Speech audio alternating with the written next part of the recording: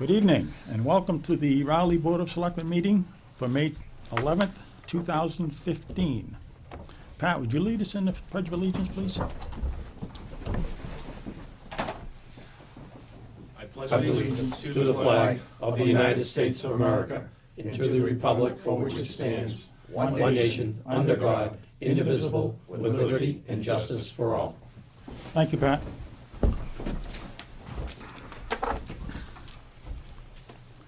Okay, the citizens' query tonight will be from 7:05 to 7:10. And we have some appointments tonight. The first appointment is at 7, and it's Patrick Snow to discuss tree warden position. Last year, the position of tree warden was made into an appointed position. Patrick Snow has been serving as the town's elected tree warden for the past year.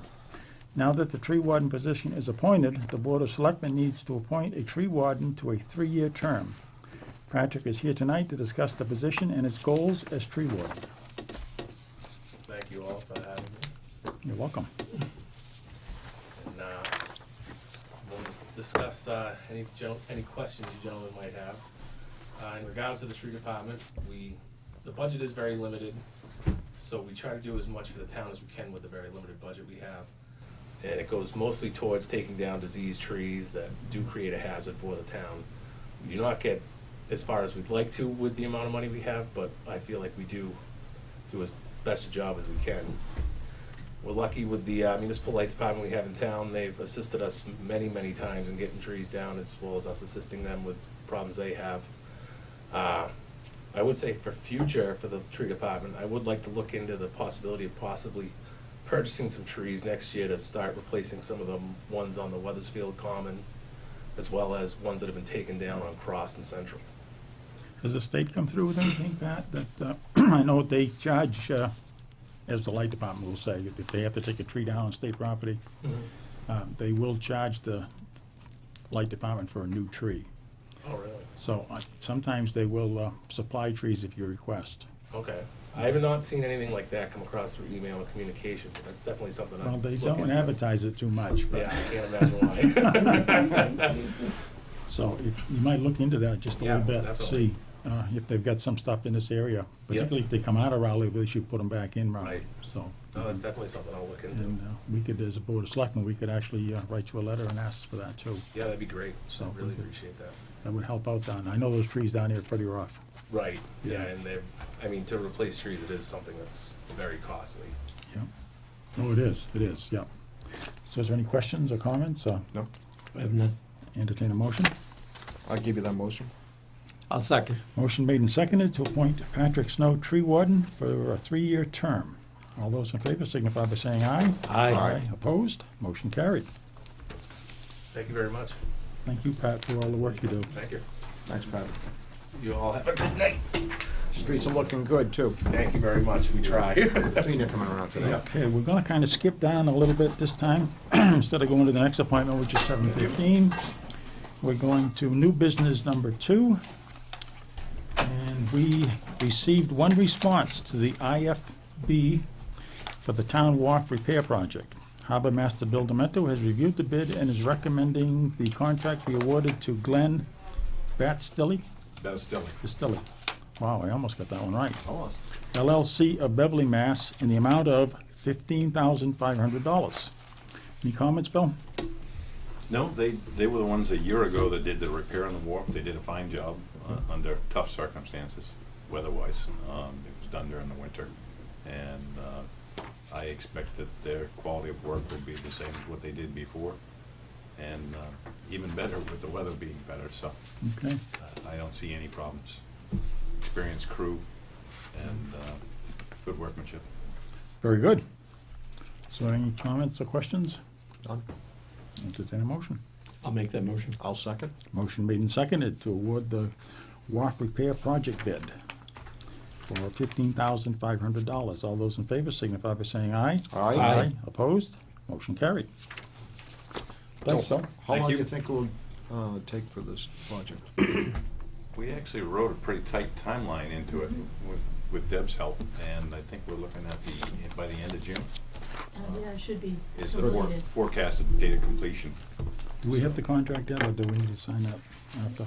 No, because you need to award the bid first, Okay, and I have to send them the contract. okay. Then they have to sign it and Then return they'll it. return it to us, okay. Then we issue a notice to proceed. Yep, very good. Okay, and we already have the notice of intent filed and awarded, so it'll just be, they'll have to go for the building permit. Yeah, so Bill had, as you know, went to the Conservation Commission last year. Last fall. Yeah, Mhm. so, the Concom permit was attached to the bid doc. Excellent. So we've given them a jump start on it anyway. That's That's good, half of it. yep, exactly. Very good. So do you want to give Karen a jingle on the telephone? Well, we could probably get through some, that's at 7:15. Yeah, what do We you have want a few other things we need to. Okay, Thank you. Thanks, Bill. Bill, thank you. Have a good evening. Good night. thanks, Bill.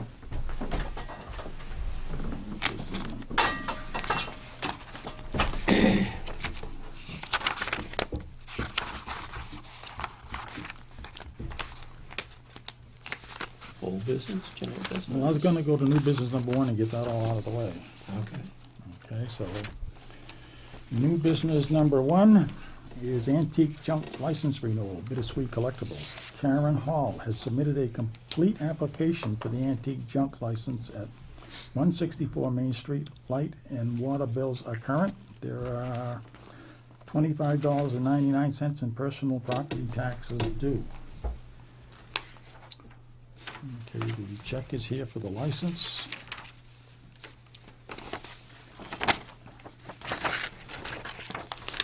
Okay. Paperwork seems to be in order.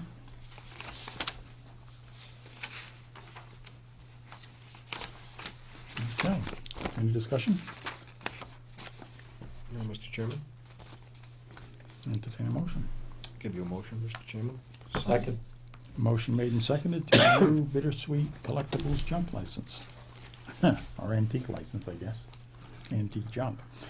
All those in favor signify by saying aye. Aye. Opposed? Motion carried. We need to sign it, or? I don't think so. The license application's not here. No, we'll Oh, type okay. it up. It has to be We typed waited up. for you to Okay. vote first. So. Okay, let's see. That one's done. General business. Ratify Municipal Police Training Committee Police Academy waiver. The board needs to ratify the authorization of Chairman Robert Murray to sign the Municipal Police Training Committee waiver for a newly appointed police officer, Robert S. Adams. So the rest of us need to sign that. The rest of you folks need to sign it. Remember where we did that last week? So, is there any comment? Nope. Entertain a motion? I'll make the motion. I'll second. Motion made and seconded to ratify the training contract. All those in favor signify by saying aye. Aye. Aye.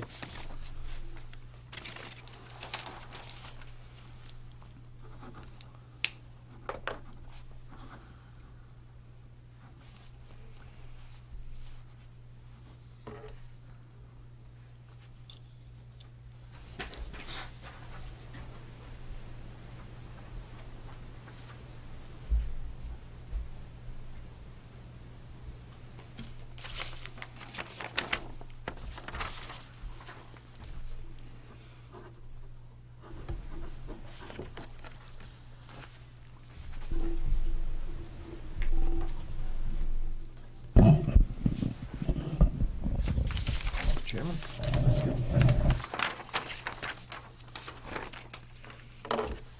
Okay, old business number 2. I'm sorry, general business number 2. Letter of resignation from Assistant Town Administrator Doreen Glowick. And this one is kind of heavy on the heart here. Mm. It is with deep sadness that we read this letter into the record.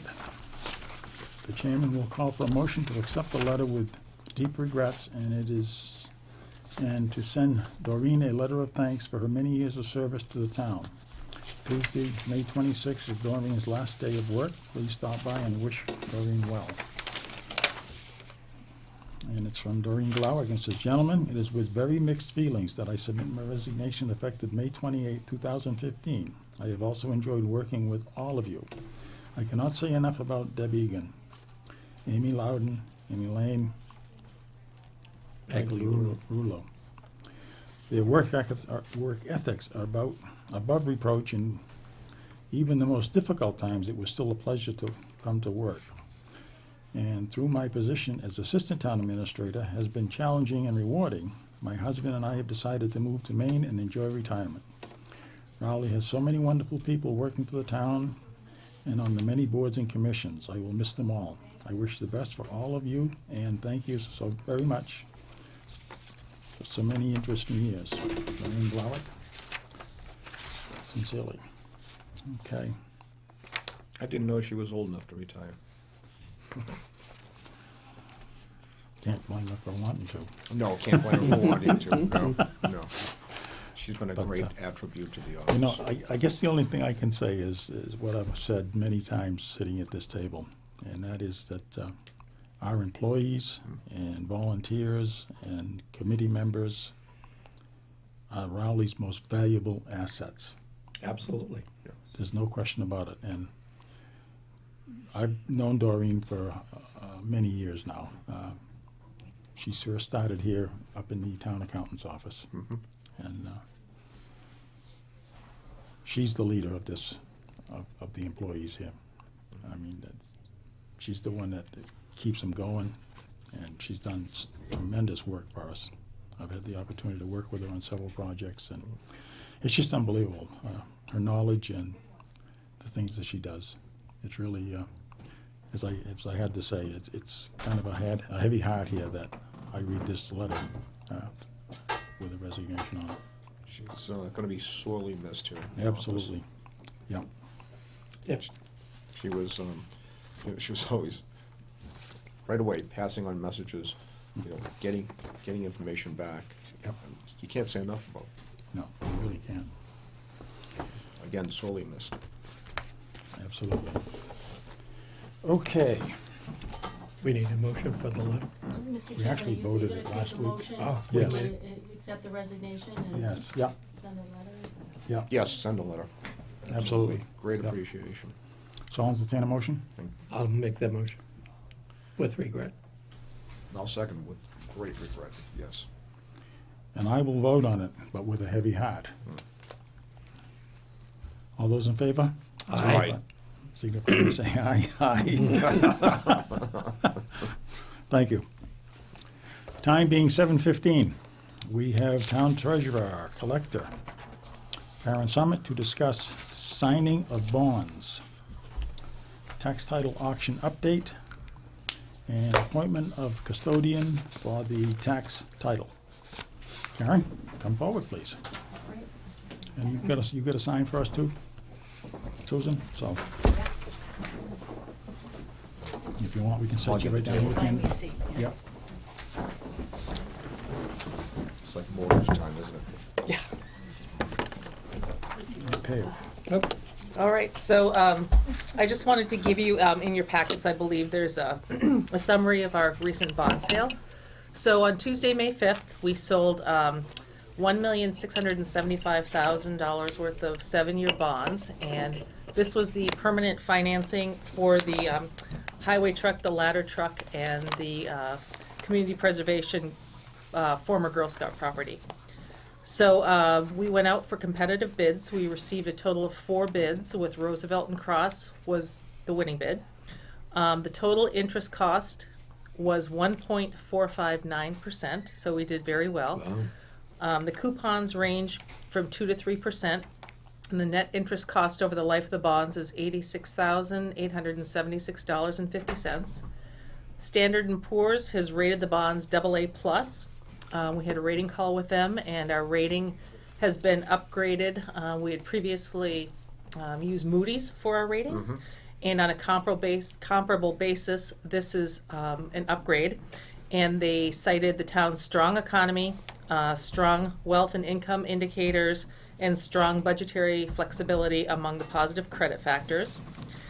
And during our ratings call, some of the factors that influenced the upgrade were our goal of $1 million in stabilization, our 5-year capital plan, and our budgeting process approach with the fiscal team, including representation from the financial officers and the Board of Selectmen and FinCom, and also our conservative budgeting strategies and increased fund balances.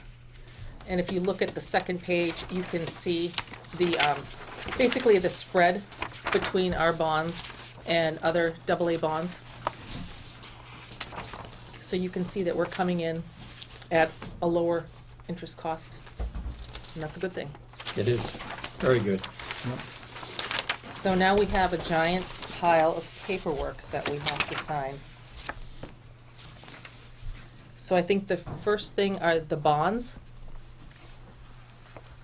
which are the Okay. green. All of the green stuff. Right. This is called Old Yankee Money Management. Yes.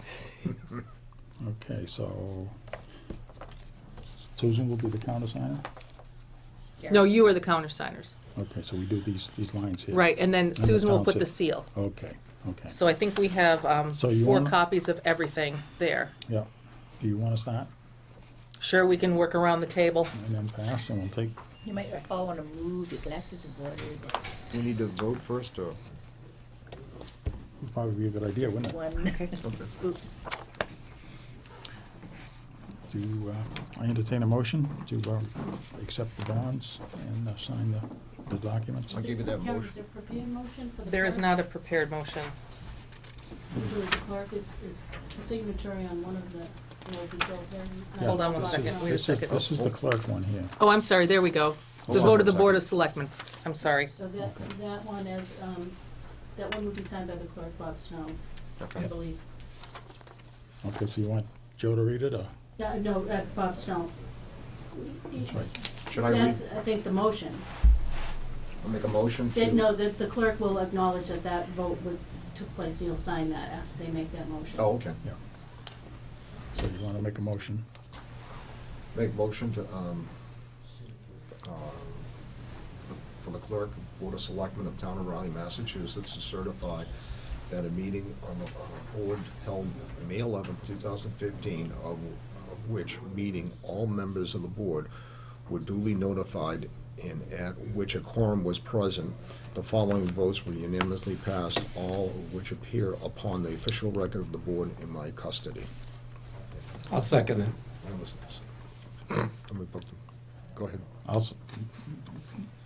I'll make the motion, how's that? Okay, You seconded it? I'll second. Actually, you made the motion. I made the motion. All those in favor signify by saying aye. Aye. Opposed, motion carried. All right. So I think you gotta sign 4 copies of that thing. Yes. Okay.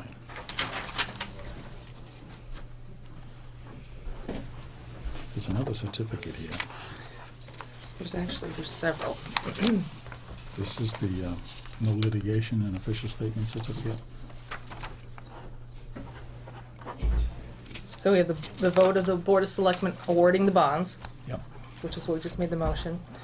And then there are the bonds themselves, the no litigation, Yep. the tax certification, and the continuing disclosure certificate. Okay. And Okay, I'm sorry. those are signed by only you? Only me. Okay, so then they can go down, and I believe they need the clerk's Town seal. seal. We need the town seal on that one. Do you want to do the no litigation official statement certificate next, or do we do that at the end? Do we have to accept each one individually, Deb, I or? haven't seen these, so I'm not sure what. Oh, Yeah, there is a place to sign here. I'm the third If one the down. vote you just took covers these documents, then you're all Right. set. If it doesn't, based on what Mr. Snow made as a motion, then I would vote on the. Yeah, That's there is all a, there is a vote. yep. There was a So what- example vote certificate. Wait, hold on one Well, second. that was different from what Mr. Snow Yes, did, then yes. you should vote that. Yeah, there is a motion here to read, so. So we want to do that next, or do it at the end? Vote. I'm gonna defer to you, because I haven't seen the paperwork in detail. Susan, Okay, this When is you the have one general copy of that. Obligation municipal purpose loan. I think it's all part of the awarding of the bonds. So as long as the vote that they took covers everything, they're all set. Right. If it didn't, then they should vote on that. Okay, we can do the certificate now, that'll be easier. Get that all out of the way, then we can sign the bond. Are you looking for this, Karen? Okay, this is a certificate of signature, no litigation, and official statement certificate. Certificate of authorized officers. We, the selectmen and the treasurer of the town of Raleigh, Massachusetts, the town, certify that we have signed each of the 1,675,000 general obligation municipal purpose loan of 2015 bonds, the bonds, of the town dated May 14th, 2015, payable May 15th of the years, and in the principal amounts and bearing interest at the respective rates as follows. Year 16 These are is all motions. 290,000, 217, 285,000, 218, 285,000, 219, 85,000. And our interest rate is Acknowledging that they voted on this, 3%, 2.5%, 2%, and 3%. And in the year 2020, 290,000, 2021, 120,000, and 2022, 120,000 at 2%, 2%, and 2%. So, entertain a motion to, I'll make that motion. I'll second. motion made and seconded. All those in favor signify by saying aye. Aye. Aye. Opposed? Motion carried. and they can vote it themselves, and it's acknowledging it, that they voted. He doesn't, it's a motion that he's acknowledging that this was voted. So it doesn't matter who makes the motion second, he's just, as the clerk, certifying that the vote took place. These are all the certificates, right? I believe so, Bob. These are all the certificates? Yes. Okay. Yeah. So I can sign this. Mr. Chairman, Yes. the town administrator has suggested that you need to make a motion on each of these things individually. And further vote, okay. Or as one long motion. Yep. So I've read the first half. I can read the rest of it, or do we want to start over Well, you again? can ask one of the other selectmen to make that motion and make a motion that all of those sections, and then somebody seconds it, and it will be voted in and read into the record. Okay, yep. Want me to read Sure. them down? Okay. Yep. Further voted that in connection with the marketing and sale of the bonds, the preparation and distribution of the notice of sale preliminary official statement dated April 28, 2015, and final official statement dated May 5th, 2015, the official statement, each in such form as may be approved by the town treasurer, be and hereby ratified, confirmed, approved, and adopted. Further voted that the town treasurer and the board of selectmen be and hereby are authorized to execute and deliver a continuing disclosure undertaking in compliance with SEC Rule 15C 2-12 in such form as may be approved by bond counsel to the town, which undertaking shall be incorporated by reference in the bonds for the benefit of the holder of the bond from time to time. Further voted that we authorize and direct the treasurer to review, update the town's post-insurance federal tax compliance procedures in order to monitor and maintain tax-exempt status of the bonds. Further voted that each member of the Board of Selectmen, the town clerk, and the town treasurer be hereby are authorized to take any and such actions that execute and deliver such certificates, receipts, or other documents as may be determined by them, or any of them, to be necessary or convenient to carry into effect the provisions of the foregoing votes. I further certify that the votes were taken at a meeting open to the public, that no vote was taken by secret ballot, that a notice stating the place, time, date, and the agenda for the meeting, which agenda included the adoption of the above votes, as filed by the town clerk, and copy thereof posted in a manner conspicuously visible to the public at all hours in or on the municipal building at the town, the office of the town clerk is located, or if applicable, in accordance with the alternative method of notice prescribed by, approved by the Attorney General as set forth in 940 CMR 29.03, parentheses 2, parentheses B, at least 48 hours, not including Saturdays, Sundays, and legal holidays prior to the time of the meeting, and remain so posted at the time of the meeting, that no deliberations or decision in connection with the sale of the bonds were taken in executive session, all in accordance with General Law C-30A, Section 18 through 25, as amended. This date, May the 11th, 2015. And this signed by myself. Okay, so that one is all I'll done. I'll second that motion. Motion made and seconded. All those in favor signify by saying aye. Aye. Aye. Motion carried. Now, we have the one that I started to read. The, I don't think signature. you need to read it because I think we voted That was on covered. Yes. each of these. Covered. Okay, so we're all Covered set on all. that one. So I think we can all start signing. Signing that one. That's good. Because that was a long one. Okay, Joe, let's see.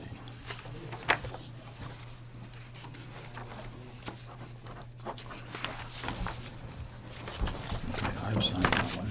Take this one. Do we want to send them all back to you, or just them? Okay, wait a second.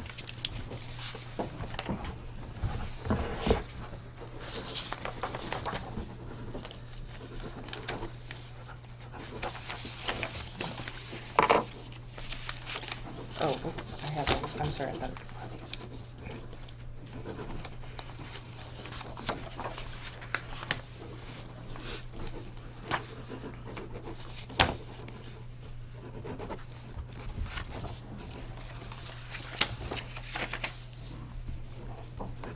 Anything else to sign? Oh, there's a, Yeah, there's a whole pile of them here, Bob. That has to go back to Bob. Okay. I need to get that. That's all signed.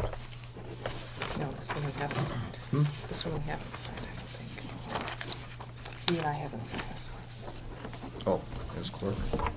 No, this is like, this is the litigation. Oh, okay.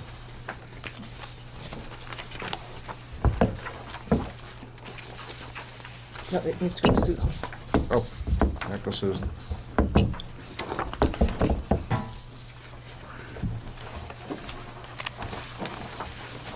Susan.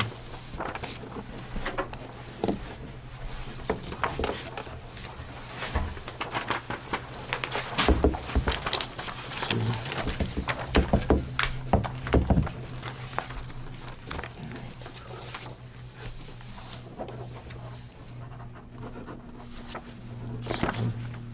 And I think we have the tax certificate stack. Yes. This is the tax certificate stack. Mm-hmm. Do we have to read this whole package? No. No, that's good. No, that's just, Okay. we all sign. Haven't done.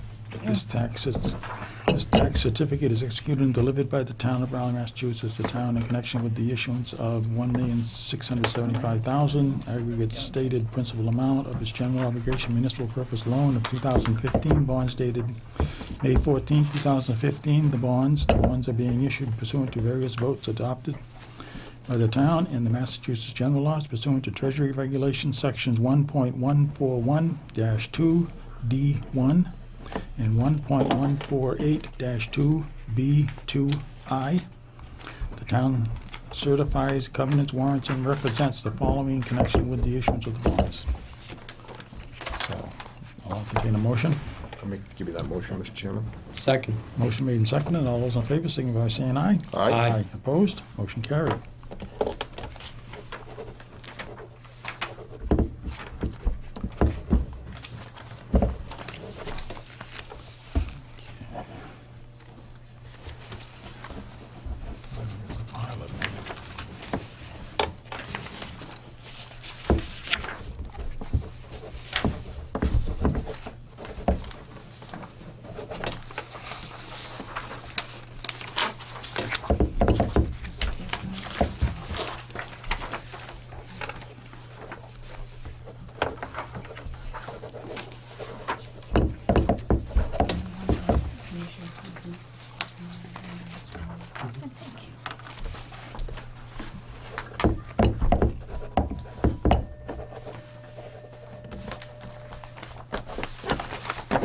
Okay, Joe, you all set?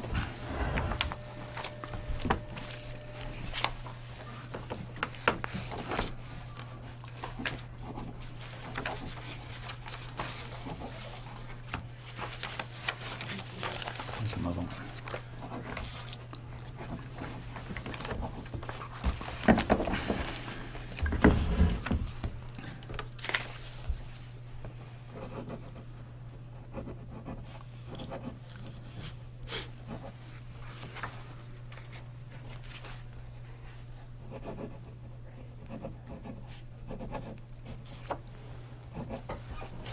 I hope we don't have to read all of that. No, you don't have to You- read it. It was covered in the, Bob has to sign this. Oh, do I? Okay. The other Oh, the other Bob. I give up. Two Clerks, two Bobs, it's too hard. That's my worst fear, is forgetting to sign something.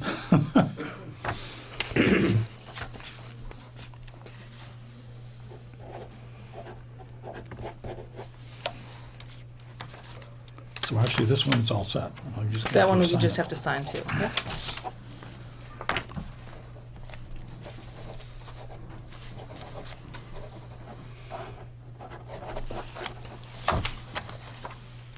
Okay. That's, No, Karen signs. oh, This one I don't think you need to sign soon. Seal? Seal. I'll send him down. I don't see a spot.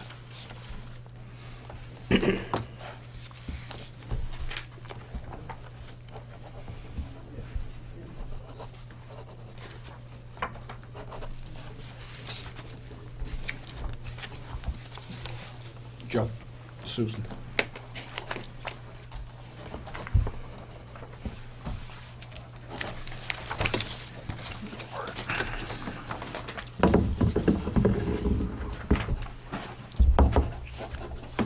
This needs to go back to Joe. Okay.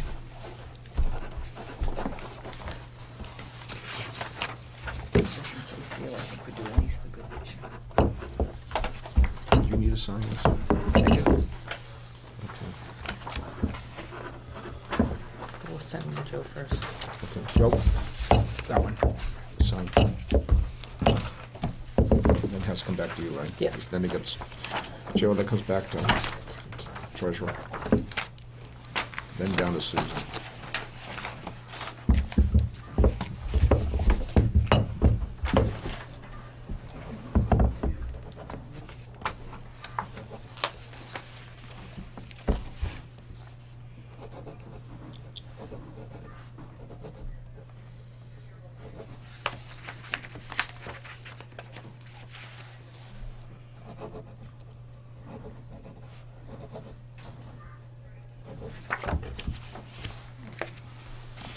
Thank you. And back down to Susan.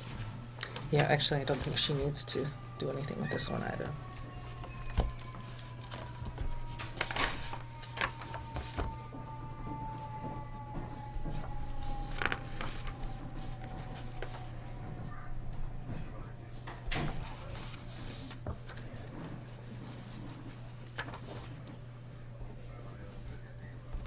All right. Susan, Want seals on all those pages, that's what you're looking for? You know, actually, I don't think it requires it, but if you sealed the other one. Yep.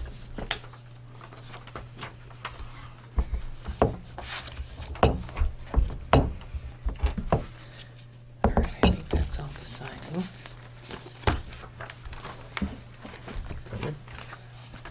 That's it for that one. Tax title auction update. Okay, everyone should have in their packets a working draft. And it has the descriptions of the maps and a photo, if available, for the properties that are on the tax title, plan to be on the tax title auction. we have, I think there are 11 properties. But we, the chairman of the Board of Selectmen and the assessor and I drove around, took a look at all of the potential properties. There was one property we eliminated because it was basically a big rock. And it was something that we decided that the town would hang on to for now. So your package has basically the properties that were left. And if you look on them, it shows a map of where they're located, and any wetlands or water that are on them. And this is basically what we'd like to put out to an auctioneer, and with your vote to appoint me as the motion, as the Appointment of custodian of Custodian. tax title. right. And then the next step would be for me to solicit bids from an auctioneer and, see what they have to say, and then, schedule an auction and all the requirements along the way. Okay. So, Is there any questions or comments? Nope. I will entertain a motion. there's, I think, I believe a motion to, that you have to read. Okay, I don't. I don't think, I know I don't have it in my back. I saw it in my envelope from my folder. Yeah, I don't see. Yeah, I don't have it here. I don't see a motion here either in the package, so. That might be on the list, but-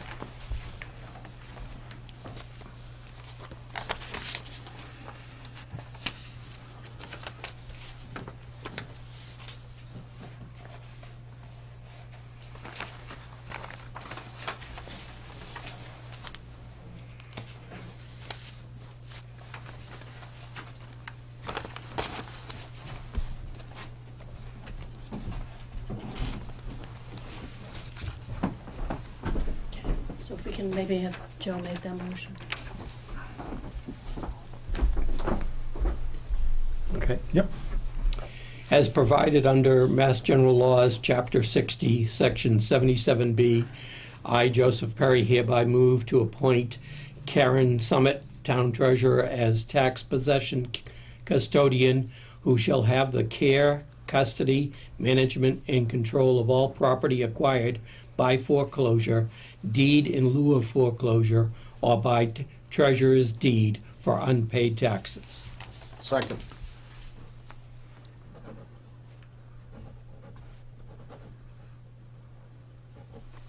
All those in favor signify by saying aye. Aye. Aye. Opposed? Motion carried. All right. That's it for me. That's it for you. Very good. Thank you, and I will come back and visit you again once we have an auctioneer. Excellent. Thank you. Okay. Thanks, so Karen. Our next appointment is Karen, at thanks. 7:30, and it's John McMillan, Reinhardt Associates, to discuss public safety building feasibility study and primary design plan proposal. So, Good night, Sue. Good night. Can I just- good night.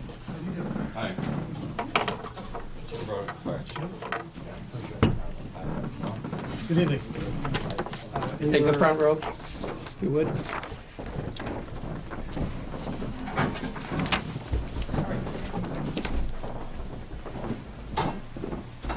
Is there any format you'd like us to follow, or?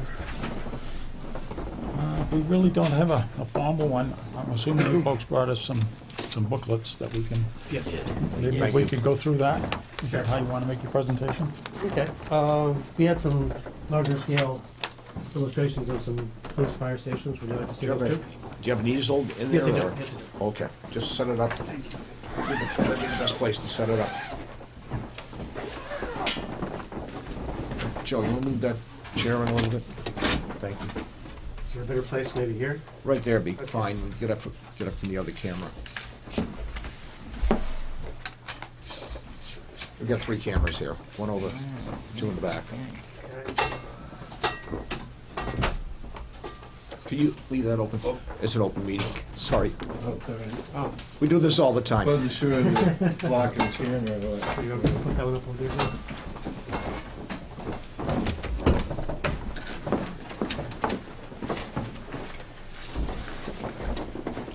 Okay.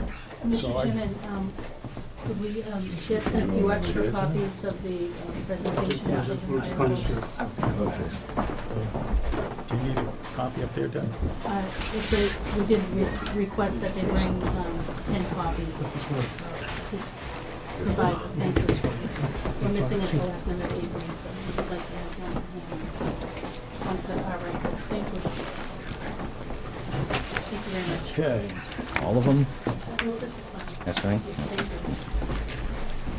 First, let me apologize for being a few minutes late here, actually 15 minutes late. Sorry about that.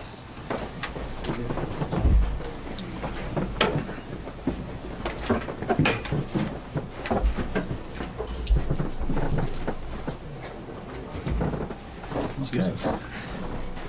We're all set. The town received 9 proposals in response to a request for qualifications for a feasibility study for a public safety building. Of the 9 respondents, Reinhardt Associates was selected as one of the top 3 finalists. John McMillan is here tonight to discuss Reinhardt's proposal. After Mr. McMillan's presentation, the board may ask some follow-up questions. Okay. How do you do? You wanna- I understand interview is 30 minutes and you'd like to have questions and answers. We'd like to leave as much time for your questions and answers, so we'll try to do a short 5 or 10 minute presentation and give you plenty of time for answers and maybe wrap up at the end if there's time. All right. Okay.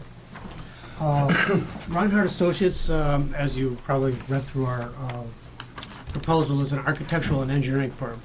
A little bit unusual. Most in our field are either architects or engineers. We're actually both combined. We have all the trades disciplines in-house.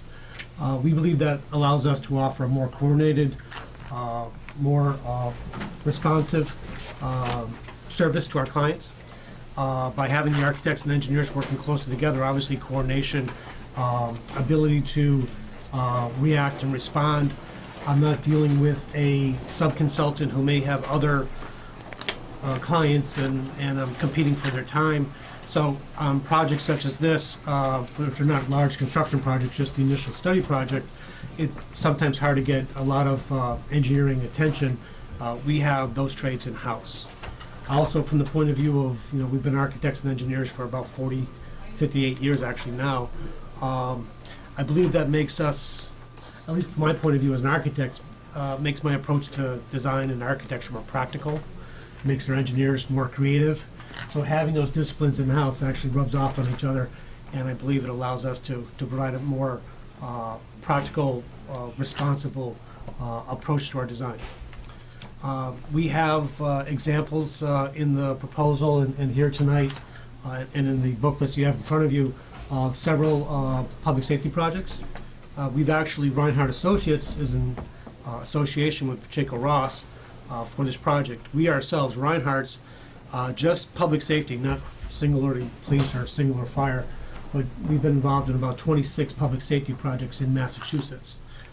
Pacheco Ross, sort of an expert in fire and training, have done 220 or so fire projects, and about 38 of them have been in the last 9 years. So they are sort of expert when it comes to the fire design features of a project. We have teamed with them before. The projects we have for you tonight that may be somewhat reminiscent of your project, I think are interesting, and one of them is at least nearby is the Hamilton Public Safety Project we completed a few years ago. Similar in that we actually studied 4 different approaches: separate police, separate fire, combined police and fire.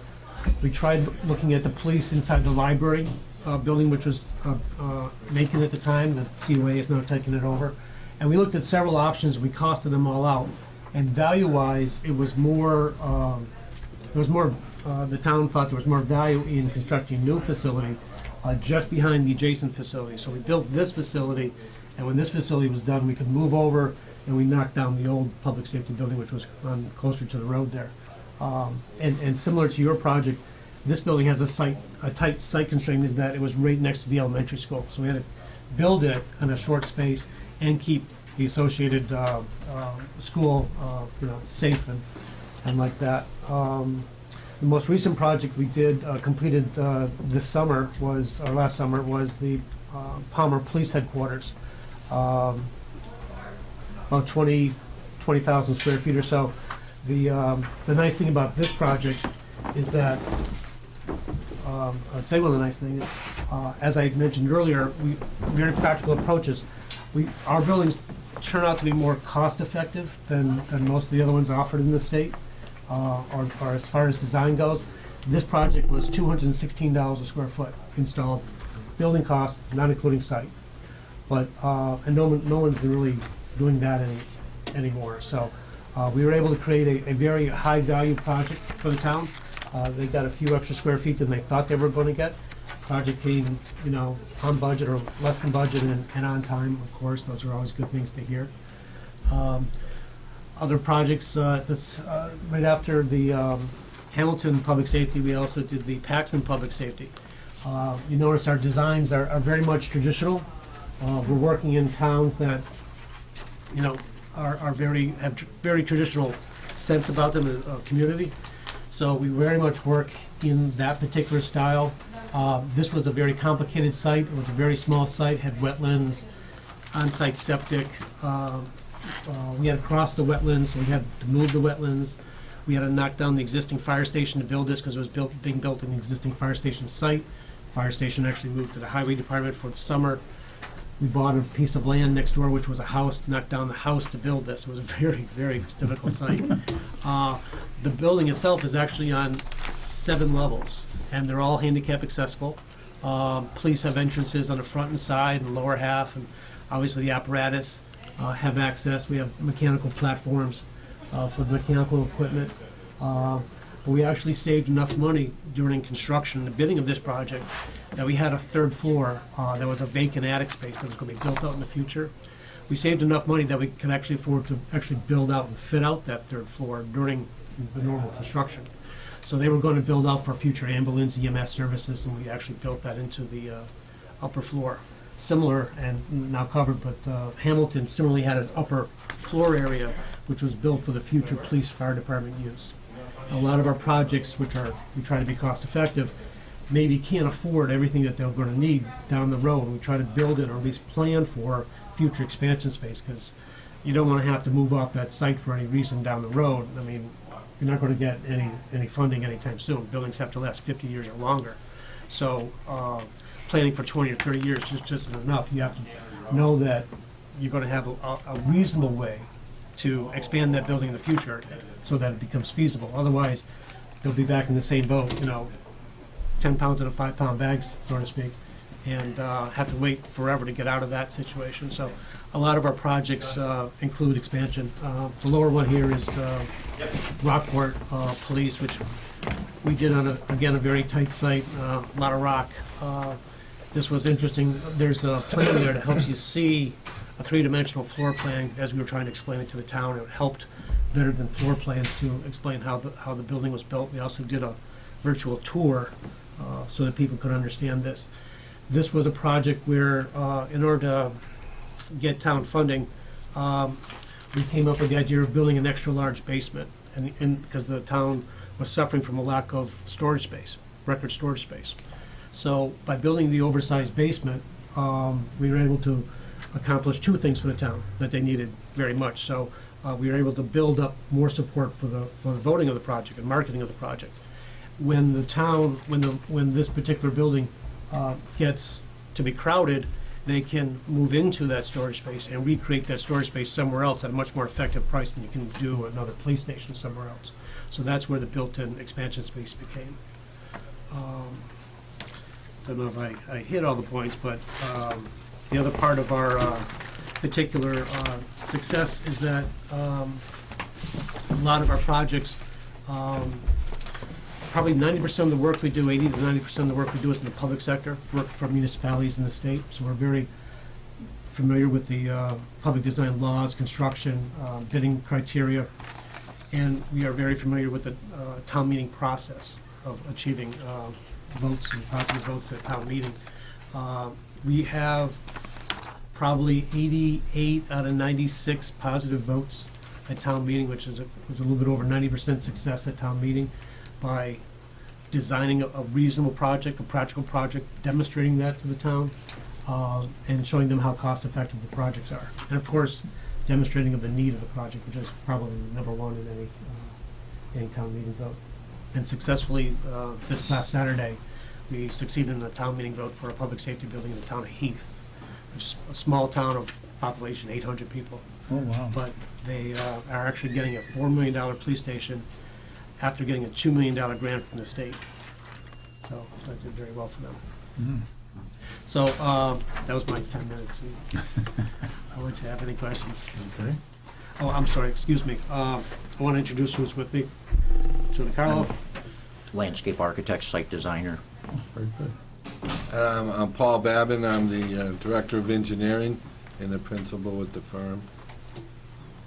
Okay. Actually, I have a disclosure to make in that I have a brother who is also a full-time firefighter in the town of Raleigh. Mhm. And I also have two brothers and a nephew who are call firefighters in the town of Raleigh. So I just wanted to make sure that everybody understood that. As far as I know, they don't have anything to do with the actual process that we're dealing with tonight. So Hopefully they'll benefit from it. hopefully they will. But I just wanted to make sure that everybody realized that, and it was make a disclosure so we don't have any conflicts of interest. So, does anybody want to get any questions or comments? Or? Follow you, Mr. Chairman. Okay. Okay, one of the questions we have is describe your firm's experience in conducting feasibility studies for police and fire stations. Our experience is, well, it goes back. I've been with Reinhardt Associates 30 years. I probably started police public safety projects about 28 years ago. So very familiar with the particular type of use. We've done studies where we've looked at converting twin cinemas into public safety complexes. We've looked at all sorts of options, modular options, try to save money. But basically, your program, your 6 steps or 6 tasks through the project are very traditional, standard items as in the public safety study process. You begin with a space needs assessment where you determine what the facilities you actually require are. You do that by sitting down with the chiefs and the departments, reviewing their existing facilities, their functions, how they operate, what they have been missing, so to speak, how they operate, and then what additional functions have they been missing, how would they operate differently if they had those additional spaces. Usually, they've had to modify their procedures because of their facilities. That's been, maybe undersized for a little while or substandard. Once you develop a space needs, you looking at more than just area. You're also looking at how effective can they be, what the associations are,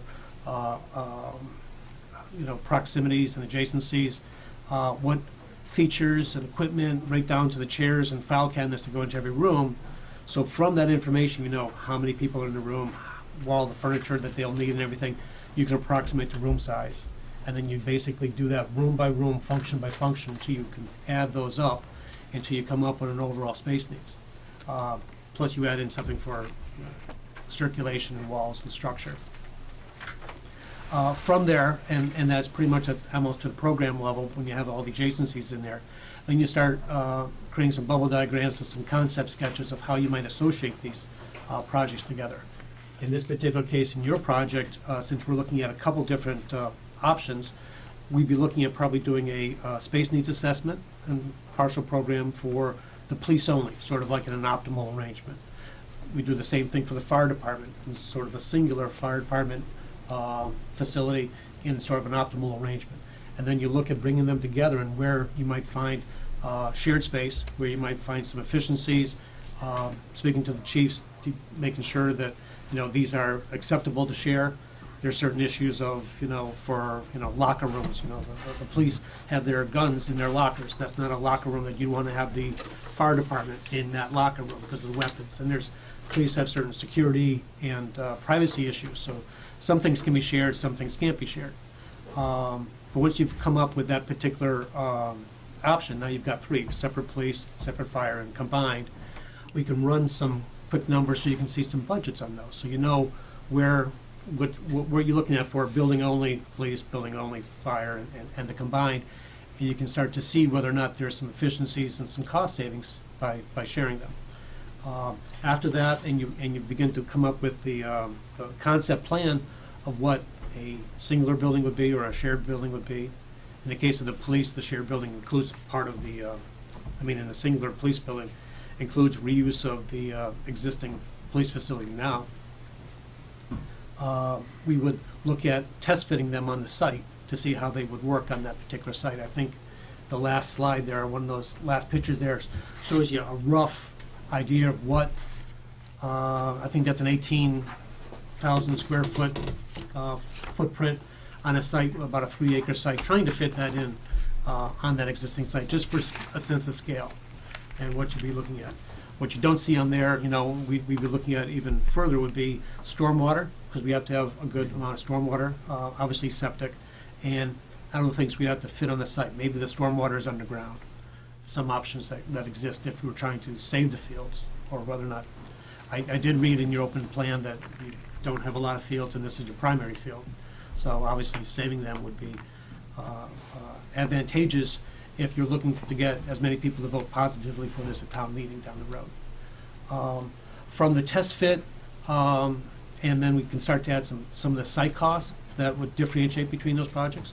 You can we can develop a matrix so you can see what the relative costs of option A, police, separate fire B, and combined facilities are. You can make a value judgment, whether or not it's worth the additional money to put them together, how much savings was there by reusing the parts of the existing police facility. And then, we're here to provide information and pros and cons, but we leave the decision-making up to the board or to the committee.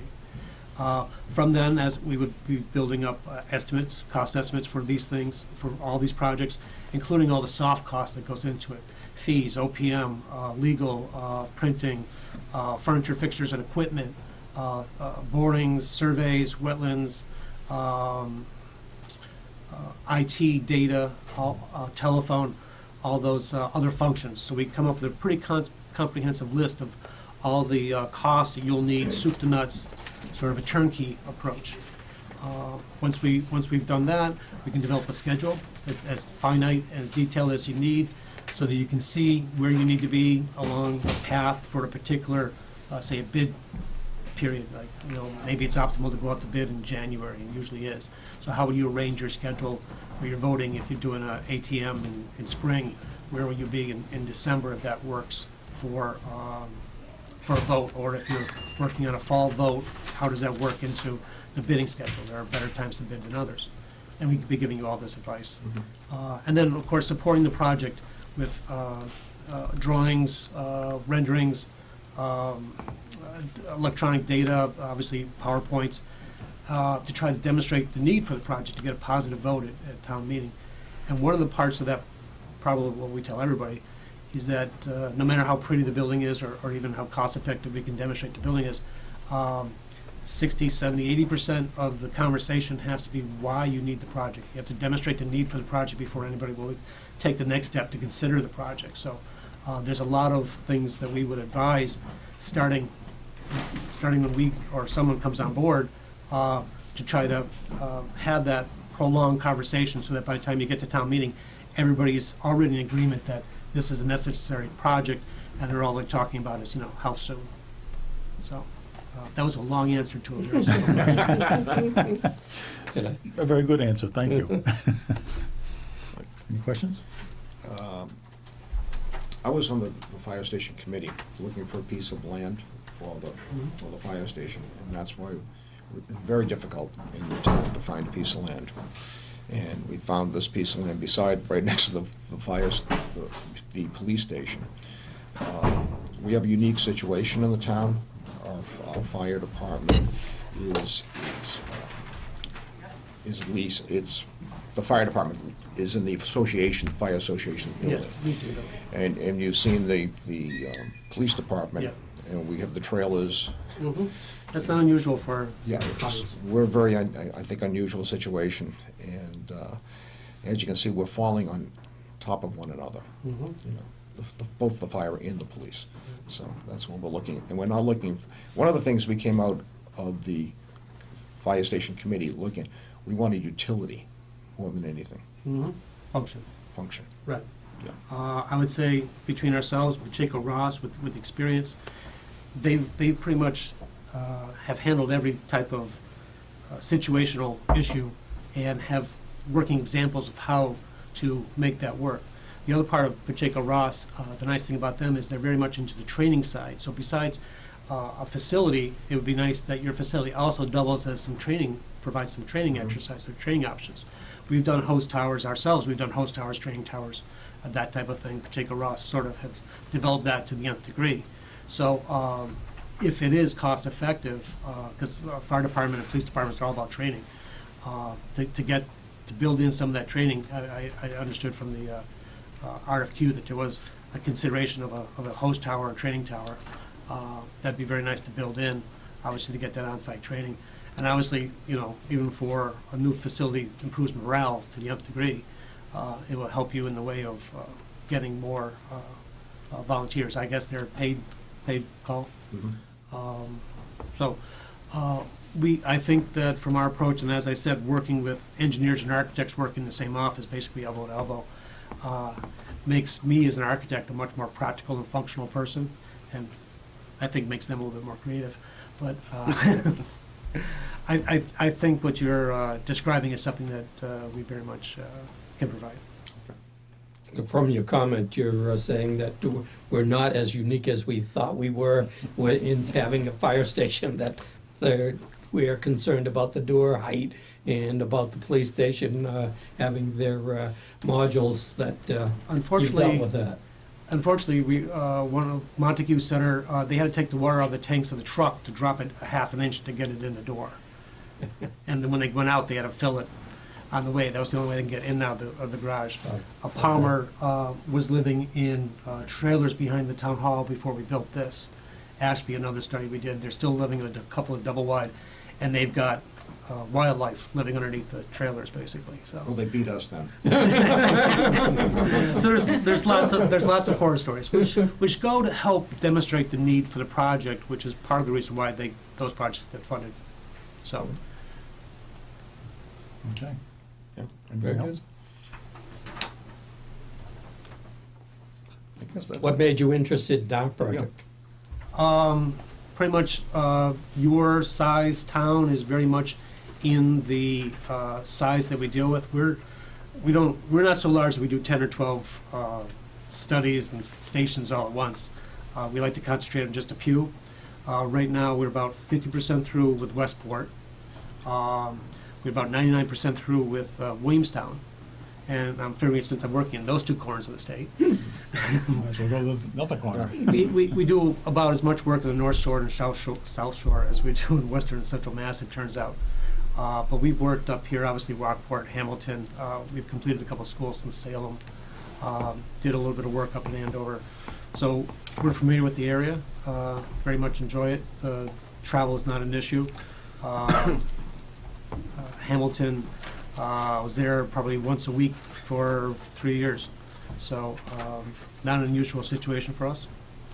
I did want to ask you a quick question. I don't mean to point it out, but when I was doing the research on the site there, the site that is the ball field, the play field, and even where the police sit right now, according to the Mass GIS, it's listed as open space, perpetual. I didn't know if you were aware that the state has that description. Didn't know So, had that another project that turned out to be an issue. So I just want to let you know that someone's published it that way. Okay, maybe we'll look into that. Yes. And sometimes they're wrong. Hopefully. I can tell you, we used to be an old sand pit, so I don't know how I came up with that designation. I'm not sure if it was deeded that way or sometimes. It could have been, I suppose. Okay. And then, I guess the piggyback onto John's and your concern about practicality, a lot of the people in our engineering department were contractors before, so we know how to try to get you the best you can get for the money. You know, we try to build in some of the maintenance too for the small towns, which I know your budget's a little low on the O&M once you get the project. We try not to build in something too complicated so you can't maintain it later also. We're not the glitziest firm you'll interview tonight. The proposal was put together by my office manager, me and Joe. So, we pretty much let our work speak for itself. Our references will speak well of us, we hope. But basically, we're not afraid of a hard day's work. I think also we completed a study, it was a little expanded in Plimpton last year, which was police, fire, and municipal offices. And one of the nice compliments I ever got was when we were all done, the chairman said, "You far exceeded our expectations of what we were anticipating for a study." And it really makes you feel good when you've done a good job like that. Yes. Yeah. There's some nice quotes in there, by the way. I've read it go. Excuse me, what, your last name Babbitt? Babbitt, yes. Any relation to Jim Babbitt, Rotarian? Maybe, but not Okay, really well, that I no, I know. just wanted to make sure. Was he Not an that I know. electrician? Was he an electrician? His dad, his brother, his uncle, his father, his three No, cousins no, are all no, no, electricians. I think he's in design. I mean, we come from Canada and the Allagash and all that. Half the other relatives went to Louisiana, so whatever half, we're probably related somewhere along the line. No, I thought maybe just. Yeah. So we really like what we do. We enjoy our work, and we try to make the projects that we work on, the studies and the projects, very enjoyable for everybody. We're very confident in the advice we offer. We've done this many, many times, and we can help guide your project through. The nice thing about our projects is, as I said, more than 90% of them get built. So, Yeah, very good.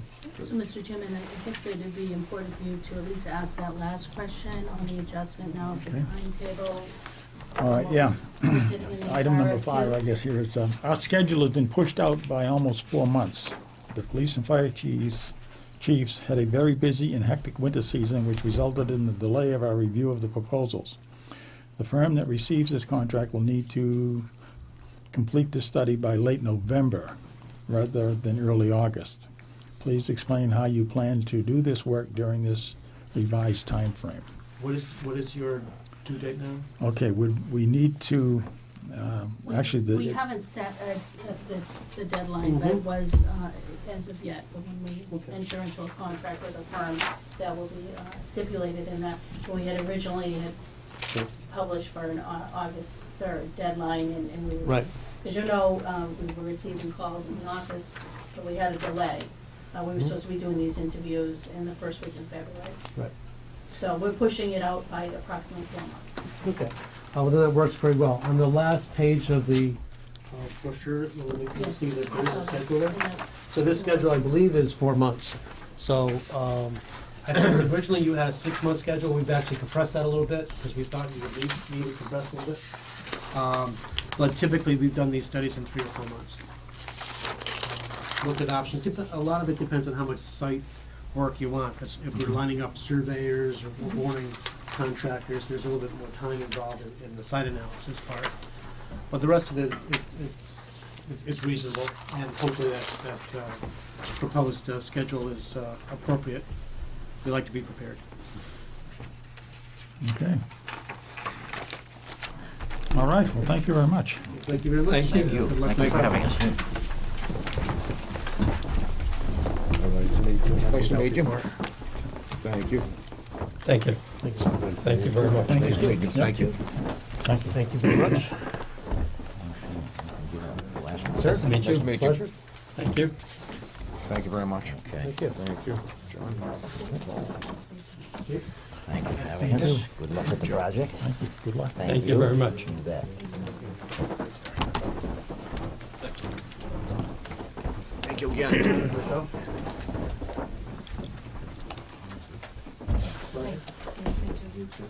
Nice meeting you too. The next appointment is 8 o'clock. Just right on schedule. Got a little bit. A long night tonight.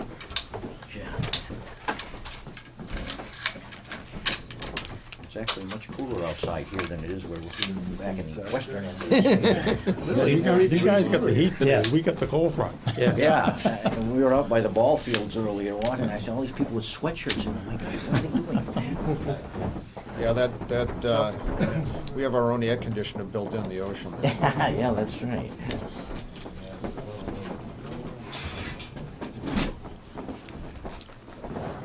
And you're having nice warm weather in the center of the state. Yeah, we are. Good luck again, thank you very Thank you. much. Thank you very much.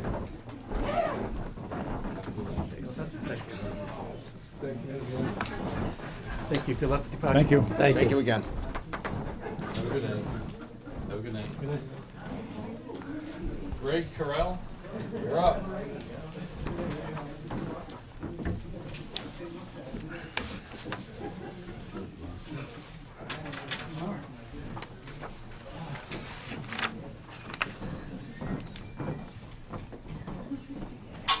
How many easels do you have?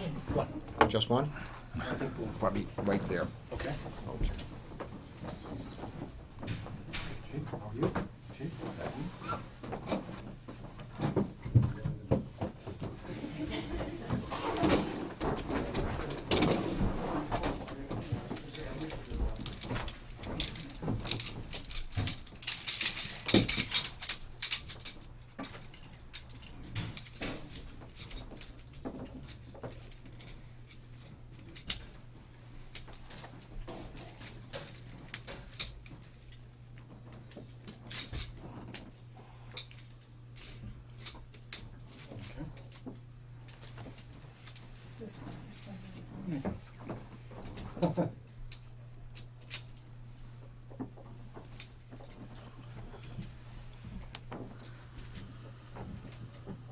Very good. Okay, our next appointment is Greg Carell, the Carell Group, to discuss public safety building feasibility study and preliminary design plan proposal. That would be us. That's you? That's great. The town received 9 proposals in response to our request for qualifications for a feasibility study for a public safety building. Of the 9 responders, the Carell Group was selected as one of the top 3 finalists. Greg Carell is here tonight to discuss the Carell Group's proposal. And after Mr. Carell's presentation, the board may ask some follow-up questions. And I'd just like to make a disclosure up front here. I have a brother who is a full-time firefighter, and I have 2 brothers and a nephew who are call firefighters for the fire department side of it. So I just want to make sure that everybody understands that I have some connections there, but it's my understanding that they're not involved with the process that we're dealing with here tonight. So, you're all set. Thank you, thank you. I'm Greg Carell, I'm the president of the company. And I'm Meg Carell, I'm vice president. See, it's kind of a family business. I can so- see that, that's good. I know we don't have a lot of time, but I want to get right to it. I think that it's pretty clear that your public safety facilities are in serious need of something. You can say that again. And we do have the time for you to say it again. It's our mission to prescribe treatment and make those changes, and make those improvements happen cheaply, or economically. Economically. What I'd like to do is tell you a little about our firm, just in sort of broad brushstrokes, and then talk a little bit about our process, specifically with respect to Raleigh, how we plan on attacking the project, and what I think you need. About our firm, there are 5 of us. There are 2 architects, 3 designers, and an office manager, 6 of us. All of our, actually, put that board up there. All of our work is done, all of our engineering is done on a consultancy basis, and they are part of a team. These are the, this is our team now. It's places a civil engineer in Littleton. Bernie Doherty's our structural guy. We have MEP and fire protection is RDK in Andover. This whole group of consultants have been with us for many, many years and have really know how to work as part of our team, and we know what to expect of them. I'd like to point out that in particular, Langone Associates is our technology guy. He's been very, very active for years, really, really skilled technology consultant. And our cost estimator is A.M. Fogarty and Associates. They've been a very reliable estimator. We have found that most of our, well, virtually all of our projects have been, using their numbers, have been about, their numbers have been about 5 to 10% higher than what the projects actually cost. I can honestly say we've never blown a budget. If we tell you what something is going to cost, it's not going to cost more than that. And that is pretty reliable. You will be dealing with me and Meg throughout the process. We're a small firm, and we focus on, we pride ourselves on having the principals of the firm actually doing the work. We're the folks that will be meeting with you, developing programs, developing the project throughout. As I said, our mission is to come up with the most cost-effective solution to what Raleigh needs for public safety. At the end of the day, it's going to be the solution that works. It's going to be the building or buildings that you need, that you're going to know how they work, you're going to know how they look, and you're going to know how much they're going to cost. With that, we'll go into the process. First step in the process is programming. Now, I'm sure you've talked to some architects and you've got a pretty good, clear picture of what programming means and what it's all about. We have some sample programs. Actually, we have a little handout that we can give you that has them in there. You're welcome.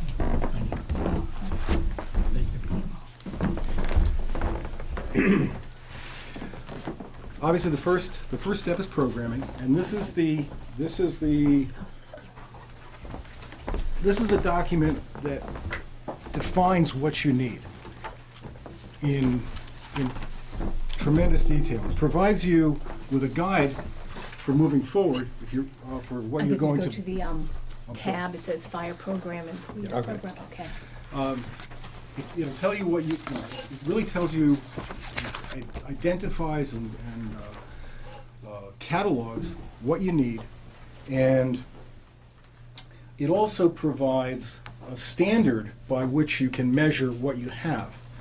You know, you can measure the performance of the police station, or for that matter, the fire station, which I don't think is actually something that's going to be considered, but certainly measure the performance of the police station in terms of how well it performs. And that's good information to know what's going to be needed, what is needed to be done.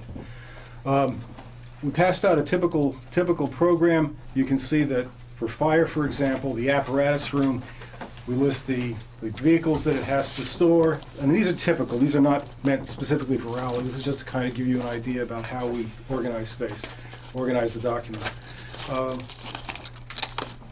List the space, the square footage, what it does, and all of the attributes that are required within it. For example, in an apparatus room, you know, you would need overhead truck fills, overhead compressed air, exhaust evacuation, pull down electrical, you know, high ceilings, impervious surfaces, floor drains, and the like. These are you know, key elements to that space.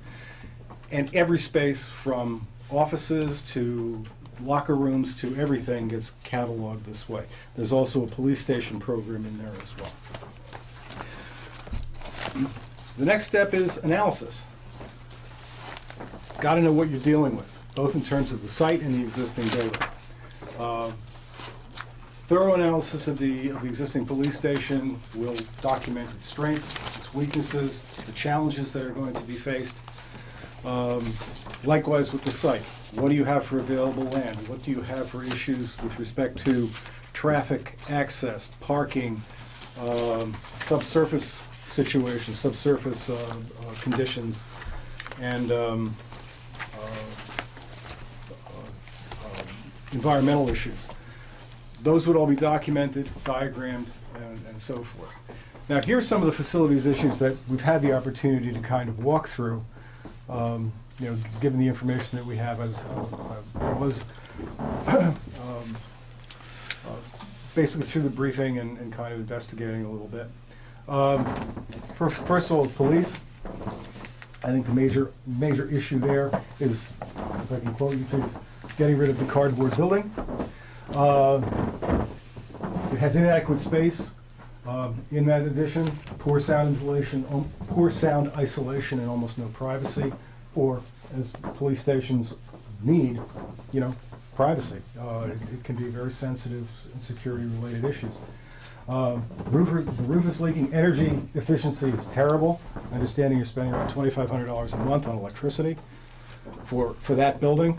I mean, if it was 3 times that size, that would be great, but not for that. Increased need for increased locker capacity. Need for safe prisoner transfer, especially in light of the fact that you're right adjacent to the the athletic fields, the ball fields. You don't want to be moving bad guys around the back of the site with kids and soccer moms there. Understand that your dispatch and your lockup is probably okay. It's something that could be utilized and need not be replaced. With the fire station, the building obviously is inadequate. Going in, we know that we really need to replace it. Some of the program issues that need to be addressed, obviously storage, EMS facilities, both delivery and storage, decontamination facilities, which is really not just a good idea but a requirement. Adequate site access, having an apron that you can pull a whole truck out of the station before you have to pull into traffic. Parking and access, having a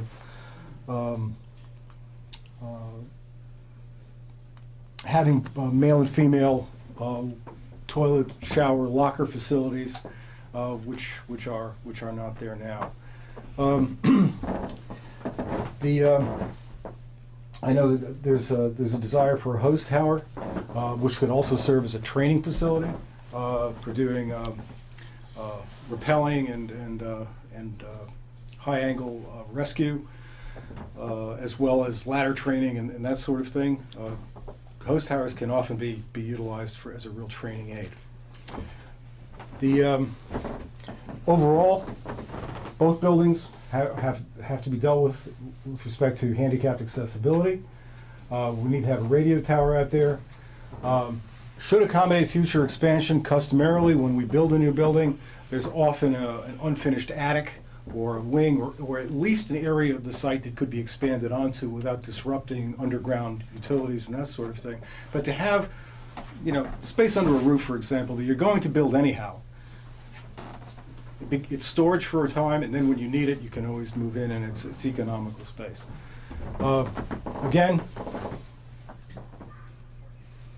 the solution has to be frugal.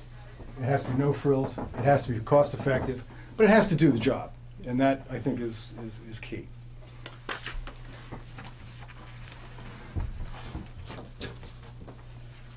Okay. Analysis. Programming, take that information, and we start applying it to the strategies that we're. Actually, there are 2 strategies that the study has as part of its scope. So the first strategy is, renovate the police station, construct a new fire station.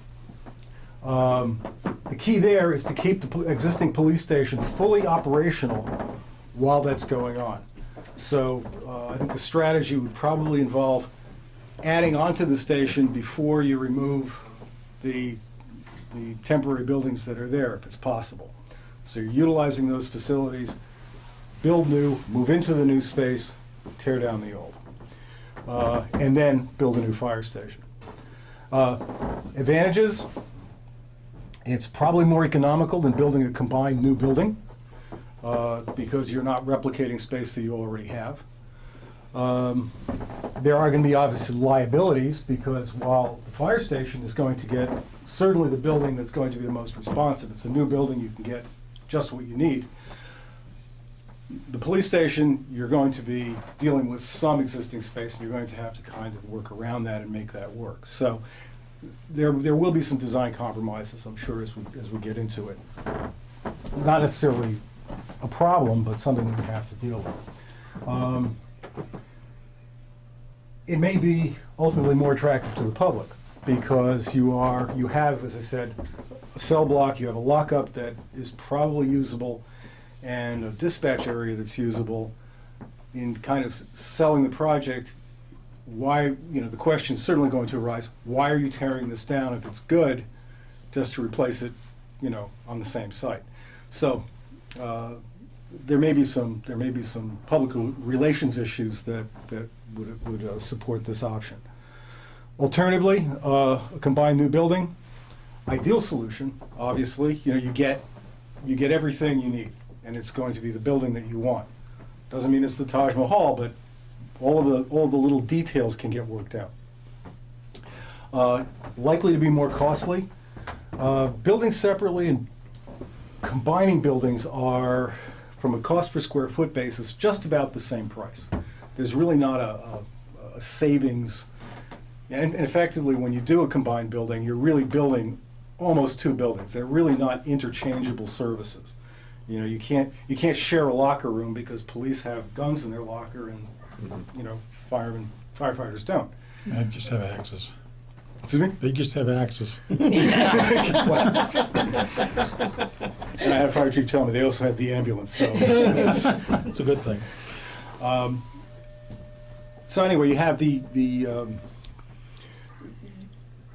really are two buildings. There are potentially shared spaces, meeting rooms, maybe a front lobby, maybe a communications area, and certainly the MEP systems. There would be a single system for both buildings. So there may be some economies with respect to size and systems.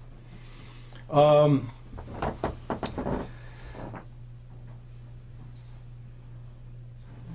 me see.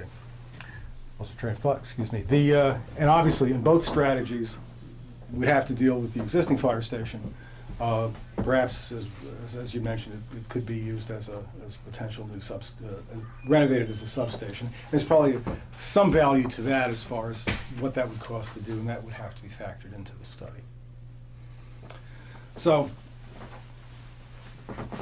as part of the strategies, we would be developing design, and we'd be preparing design drawings and documents that would be suitable for obtaining reliable construction estimates. Now, this is the Duxbury Fire Headquarters. But first, with Duxbury Fire Headquarters, they underwent the similar situation that you underwent, where they wanted to discover and study whether they were going to do a combined building or renovate this time they could renovate the fire station, but they needed a new police station. But what they ultimately discovered that for them in their situation, it was better to renovate the existing Duxbury Fire Headquarters and build a new police station. So it's So it's a similar, but type of different. project. And we're only showing you this really here to, and one of the things I don't usually like to do at interviews is to show you examples of previous work. I mean, and I'm sure you've investigated this, and you certainly have our proposal. The intent here is that this kind of drawing is the kind of thing that you would be seeing a lot of. This is the design development drawings that we go through to finalize the spaces, to establish the size, the relationships, and combined with these, we have specifications for engineering systems, for MEP systems and the like, so that our estimator can put a reliable number on it. So it's a fairly good level of detail. It also gives everybody a good clear picture of what it's going to be. This happens to be an addition. This is an existing building here. And this is the existing apparatus room, and this is an existing emergency operations center. There were quarters over here. We tore those off, and we built administration space on the first floor, bunk rooms and quarter space on the second floor, and a little apparatus room off the back. Well, this is Sterling. Yeah. Now this I think would be this. Excuse me, Go ahead. what year was this built? This was finished in 2012. 2012. This is an older building. This is back in, geez, I don't know, 2004, 5, 4. This is the Sterling Police Headquarters plan. It's about 6,500 square feet. And we're showing you this just to say, because I think when you're done with your new footprint, you're probably going to be in that neighborhood. And this is kind of how we organize police station space. You know, we have public areas here with a lobby and a meeting room directly off of it. We have offices and detectives in the back, a couple of interview rooms. We have an isolated area for lockup. On this side of the house, it's a staff support facilities, male, female lockers and toilets and showers. And then on the other side of the lobby, we have the administration area, so they can deal directly with the public.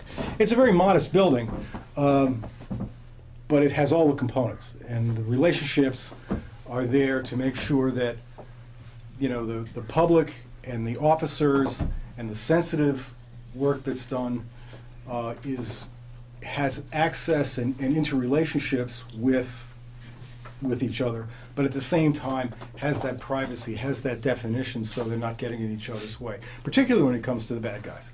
You know, we've got interview rooms and lockup space that's in a contained, controlled environment, but still, you know, there's a way of releasing a prisoner without walking them through the whole station. You know, you can take them right out the back door. So anyhow. This also had an unfinished attic space upstairs, so if they needed more offices, that could be done. So that's really it in a nutshell. We have, as I said, we do our, based on these drawings, we would do estimates and then prepare the project for presentation to you, to the fire department, to the police department, town meeting, and other interested parties. Yeah, the voters. Yeah, The voters. exactly. Yes, they are interested. Yep. Okay. Okay. Let me ask you one question. It's kind of an important one from a timing process. Our schedule has been pushed out by almost 4 months. The police and fire chiefs had a very busy and hectic winter season, which resulted in the delay of their review of the proposals.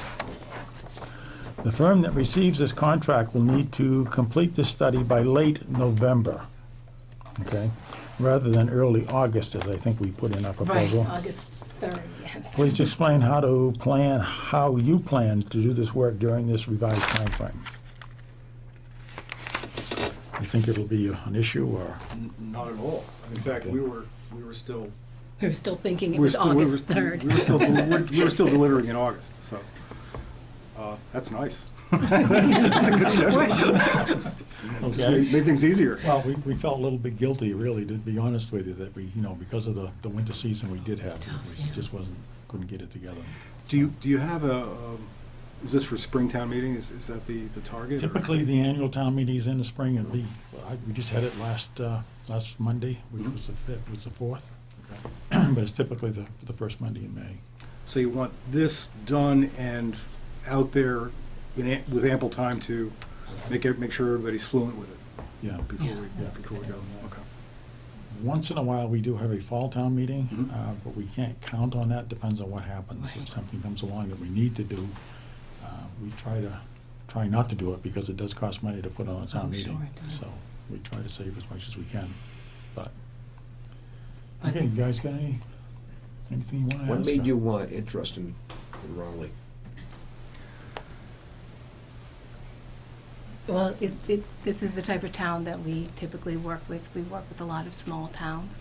We work Sterling, Duxbury. Littleton is a small town, sort of a little bit larger than yours, about 9,000 population.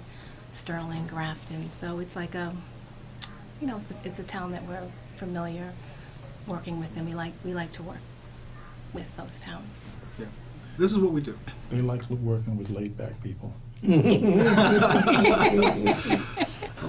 doesn't always That doesn't work always work that way. But no, it's what we do. I mean, we just love this. And it's when you get to it, it's really hands-on. It's really kind of a close relationship. Yeah, and the smaller towns tend to be that way. Right. They really do. I was on the fire station committee that we had. We were looking for a piece of land. Mhm. That's when we settled, looked at this piece of land. It's not much to choose from in the town. So we chose this.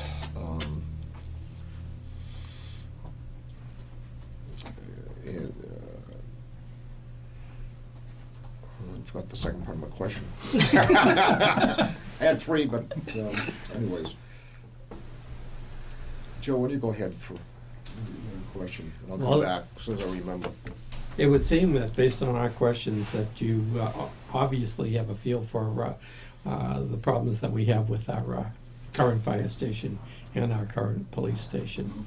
And that I would, I don't know, it seems would be more difficult, in my point of view, to renovate and not build a combined building.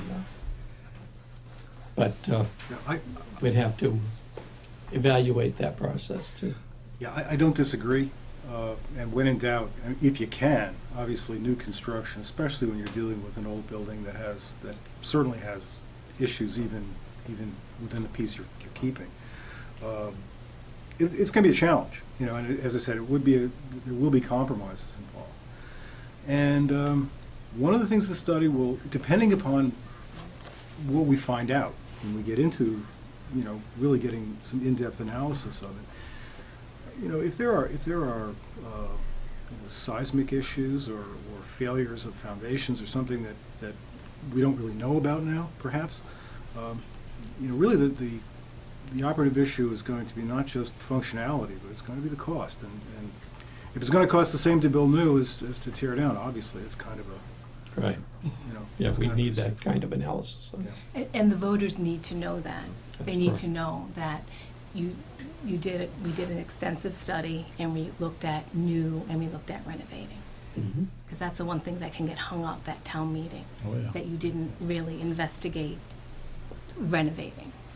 Remember your second part? Okay. One of the things the committee was looking for, utility of the building, functionality, Mhm. not a monument. That's Right.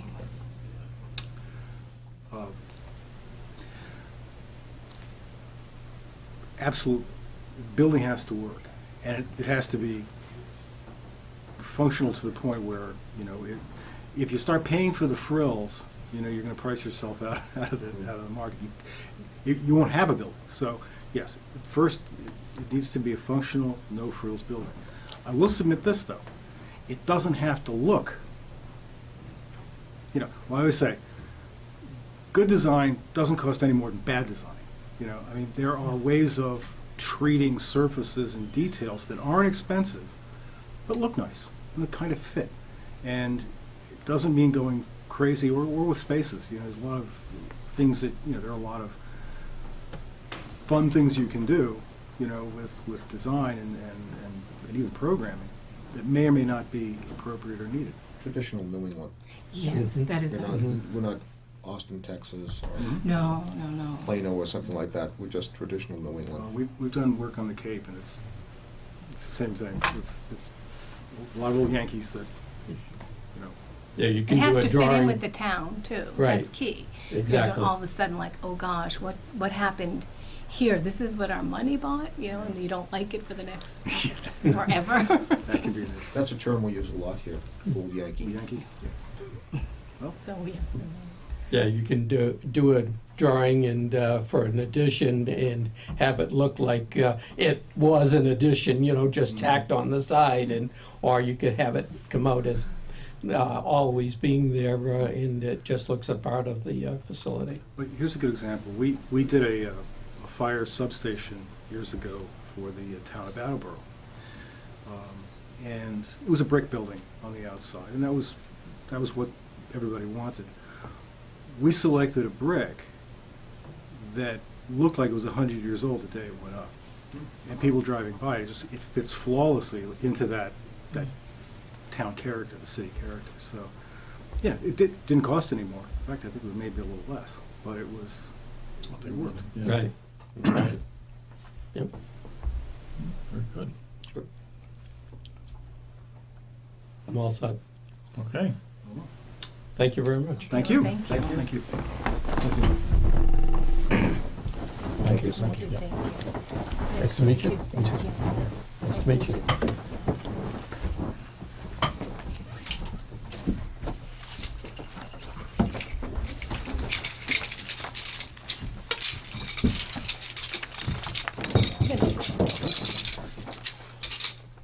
Got one more.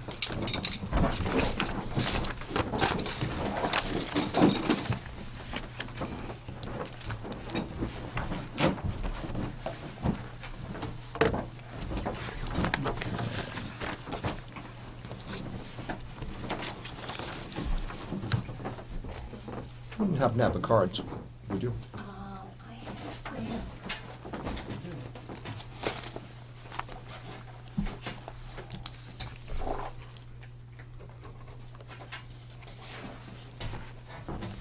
Just need one. Thank you. Is that one for each or? Yes, if you could.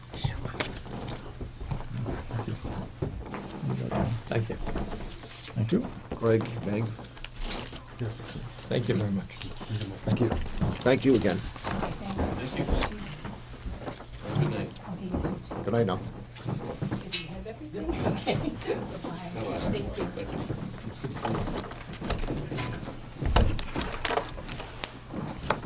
you. Castle Booze. Michael McKean, you're up.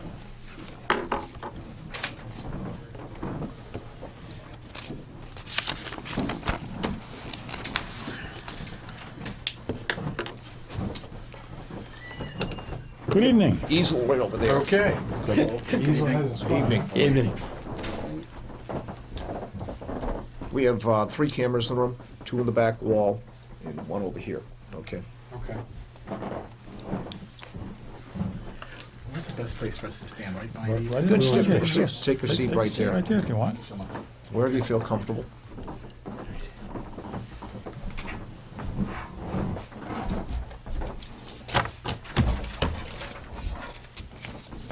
Okay, it's 8:30 and we're actually a little bit behind and we do apologize for that. Sorry about that. And we have Michael McKinnon with Castle Booze to discuss public safety building feasibility study and preliminary design plan proposal.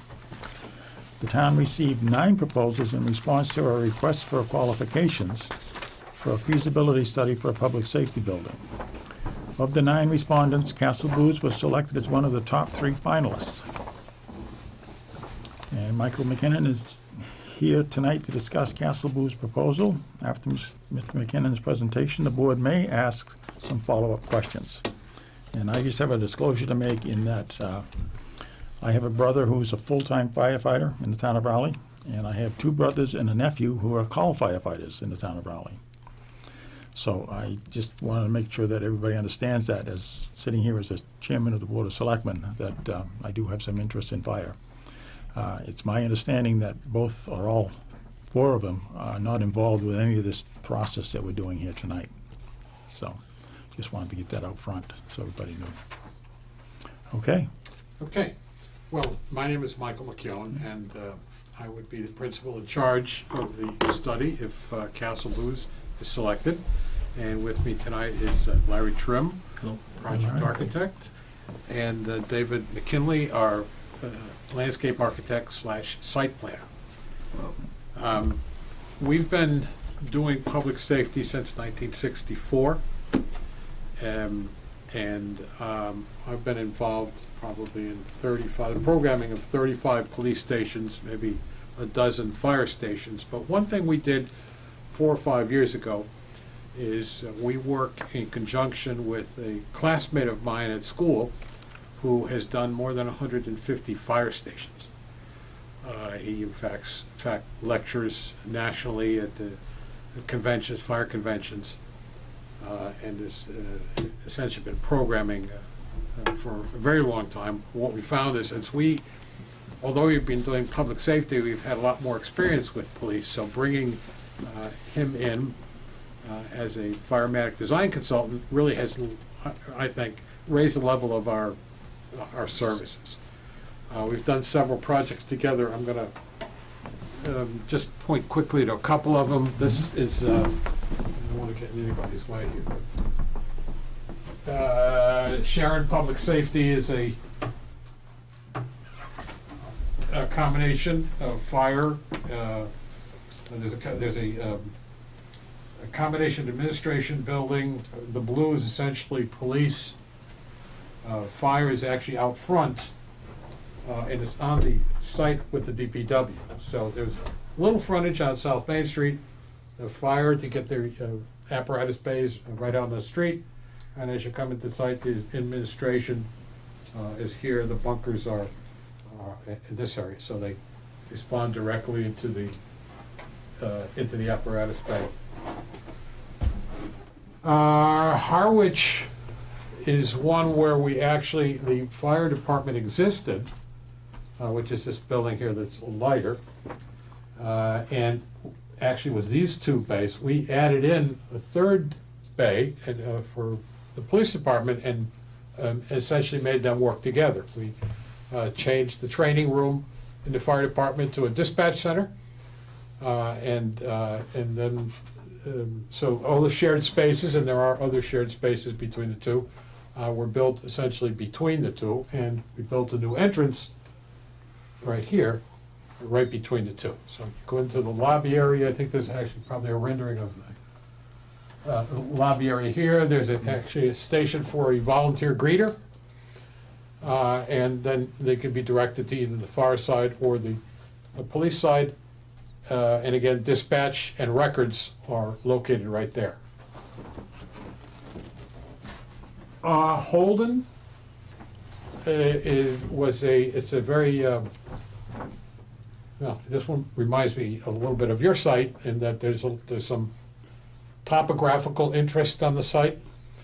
We actually looked at 30 sites in the town of Holden before coming to the conclusion that it was better to use the existing fire station site.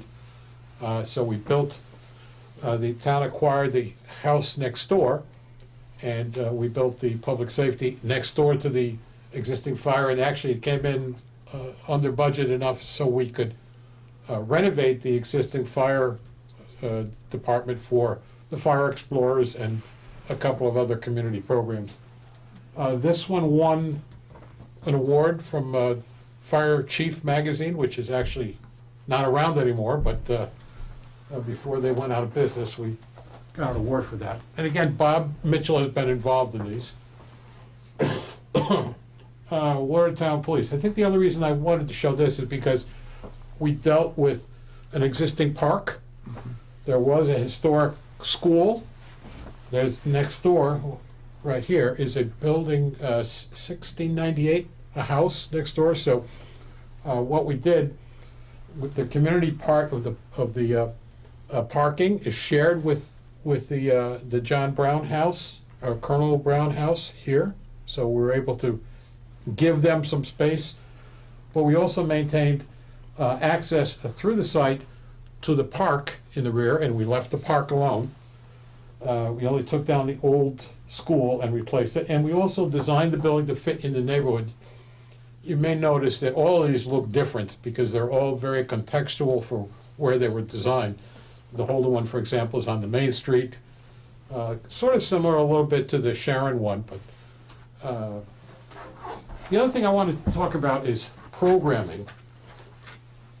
Programming is obviously very important because if you don't get the program right, the building will never be right. It's worth spending a little time to get the program right.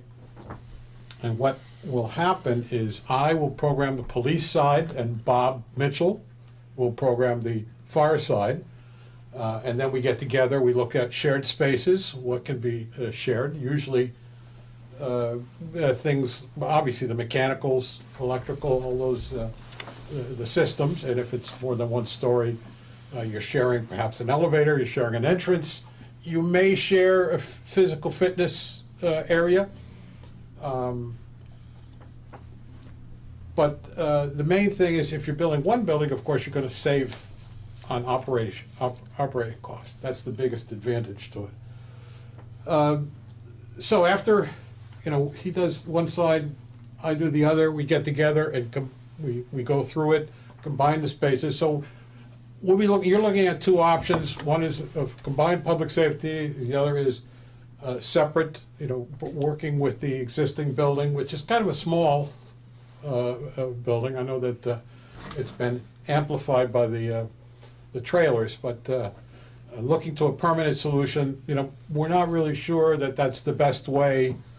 I mean, adding on to that, although we did a solution for that many years ago, and I think it's a fairly viable solution, at least the approach that was used back in 2003.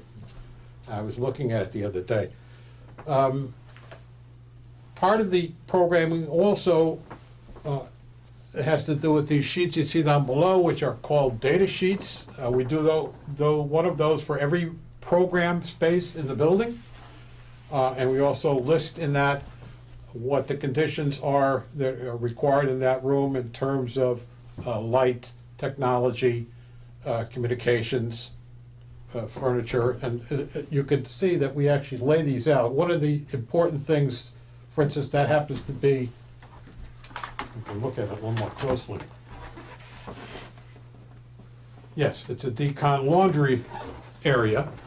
So what it shows is how a firefighter, if he comes back, or an EMS worker, who comes back contaminated, doesn't have to drag that contamination into the apparatus bay, but rather can go into this area. There's a deluge shower. There are places for washing off the equipment if there are any blood on the backboards, things like that. And then go into here. There's an extractor to wash bunker gear, a drying cabinet, and a washer and dryer for just clothes, lighter clothes. And then they go in. So by the time they're inside, if they were contaminated when they got back to the site, they went in clean. Bob Mitchell obviously has designed a lot of these rooms and is very knowledgeable about the transmission of disease, pathogen-borne diseases that can be stopped right here and not go into your facility and contaminate other things. Very often, if you go to some of these older facilities, you'll see them washing stretchers on the floor, just hosing them down, and essentially everything that was on it is now on the floor. So having a space to be able to do that in a clean way and not have transmission or continuing to have those germs, pathogens in the building is important. With that, we did, I was going to show you an example. This is an example of a study that we did for Sandwich. It's just an example of the deliverable. You may want to take a look at that if.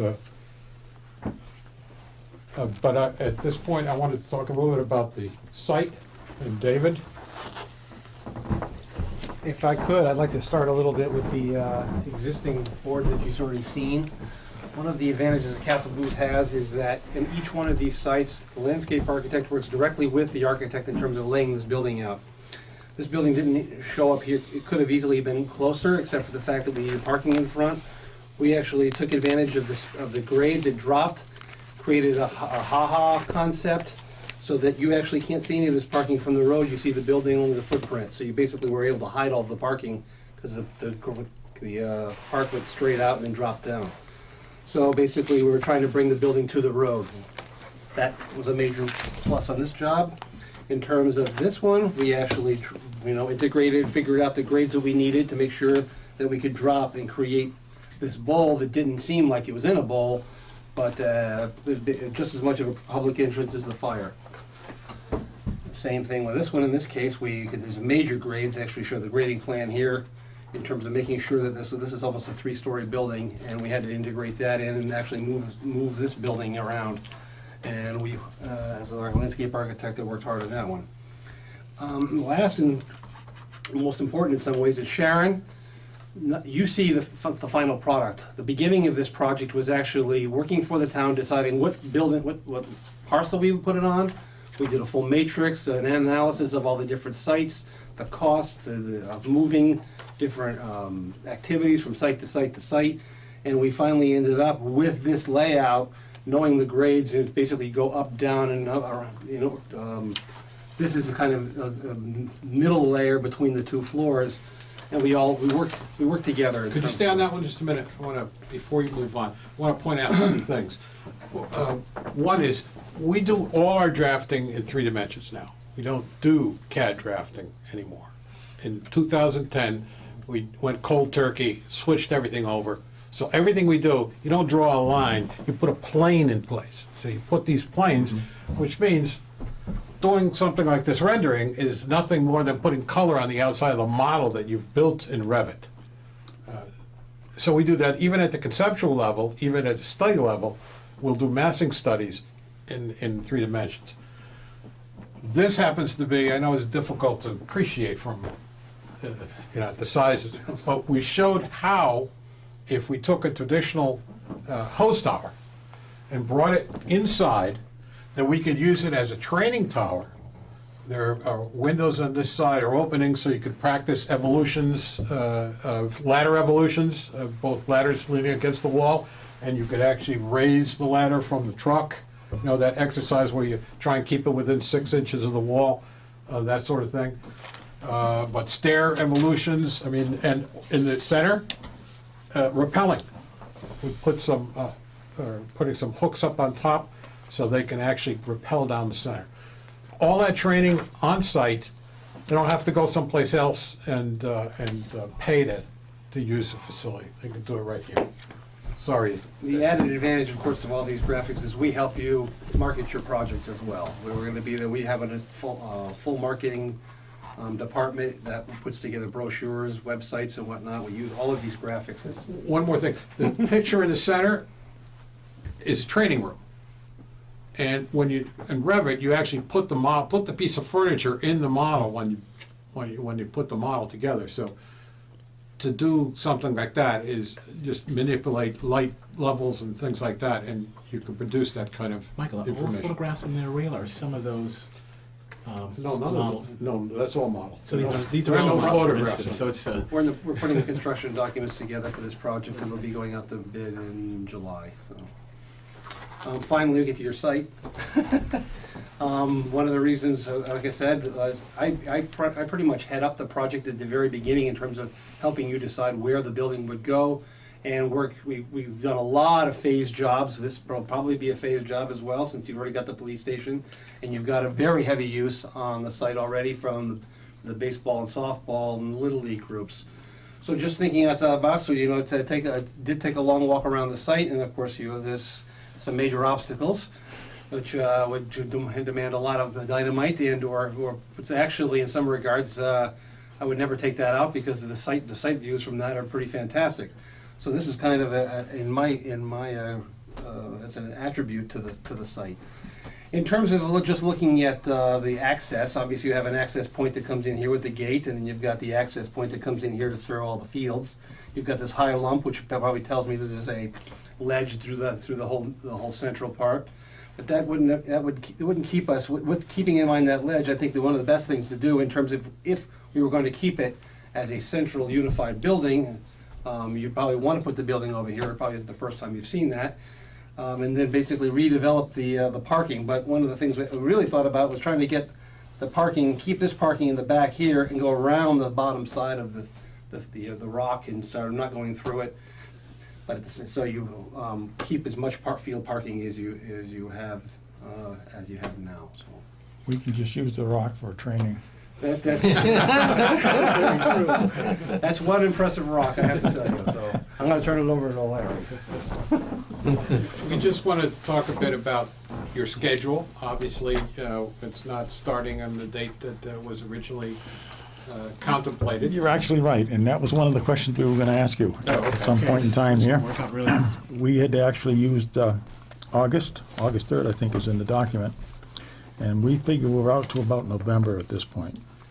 Well, we have a schedule that shows that we can finish it by the end of, no, the end of, isn't it, okay, so the end of August, the very end of August, before the, in other words, to finish this study, so you can start the educational portion of it, which we believe, and again, as was mentioned earlier, all of our work is municipal work, so it's all publicly funded. Our marketing department spends about 60% of its time marketing the company and 40% of its time helping us help communities market their projects. So we're used to doing that. Again, they're very adept, practiced, if you will, at providing the kinds of things that a community needs for the educational campaign. And one of the things we've come to the conclusion is it really shouldn't be any more than 6 weeks. 6 weeks before you're going to go to the town is when you should begin the campaign. Because if you stretch it out too long, it loses focus. You want to be able to keep the project in front of the community. And to that end, Larry and I we were told, I think, to bring 10 of anything, so we think we can get it done. I went on your website and saw that last year you had a town meeting, I think it was 27th of October. A couple years before that, it was the first week in November. So, assuming that you might have a special town meeting around then, and working backwards, we wanted just to see if we could complete the process and the educational campaign in that time, and we think we can. Right. So, I mean, essentially what we did is we gave ourselves a reasonable amount of time to complete the design portion in the middle. So I had to try and keep that at a certain point. Make sure we have enough time to get information at the beginning of the project, go through the interview process for programming, which is all happens in the beginning. We do concurrent activities wherever we can. And again, the same practice that we do all along when we work on projects. We're not going to sit and wait for information. We will come and get it. We'll go into boxes if we need to, whatever needs to be done for us to keep on track. And then we think what we have here between the beginning of July and the end of August is very reasonable, opportunity to provide preliminary information that can be reviewed. Comment can be given, enough time for us to incorporate it into the document, and then provide a document at the end of August.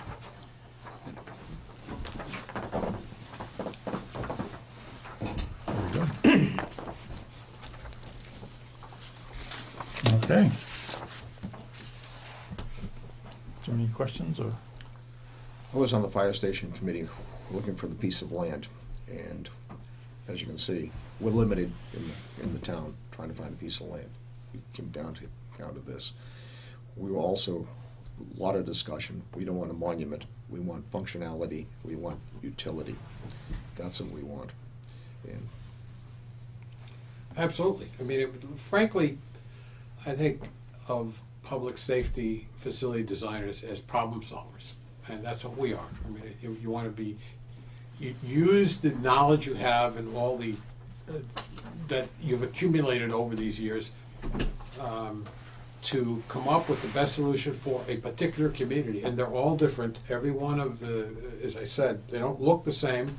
They're laid out differently. I mean, a cell is a cell is a cell, and perhaps a decon laundry, if it's correctly done, is always the same. But how they go together, how you build it, How you work, and how you deliver the project, they're all different. And I think you will find if you look through, I'm sure that we presented a lot more in our proposal. But you can see that we're also pretty good at meeting the budget. Once we've established through the study a budget that is reasonable and acceptable to the town, then we will work to maintain that budget. You work towards that. Just start. The way to do that is to first of all have the estimator involved from the beginning, and we have a long-term relationship with our estimators who can help us fill in the gaps at early stages at conceptual level to make sure we don't miss anything and we get everything. You want to make sure you get everything into the scope.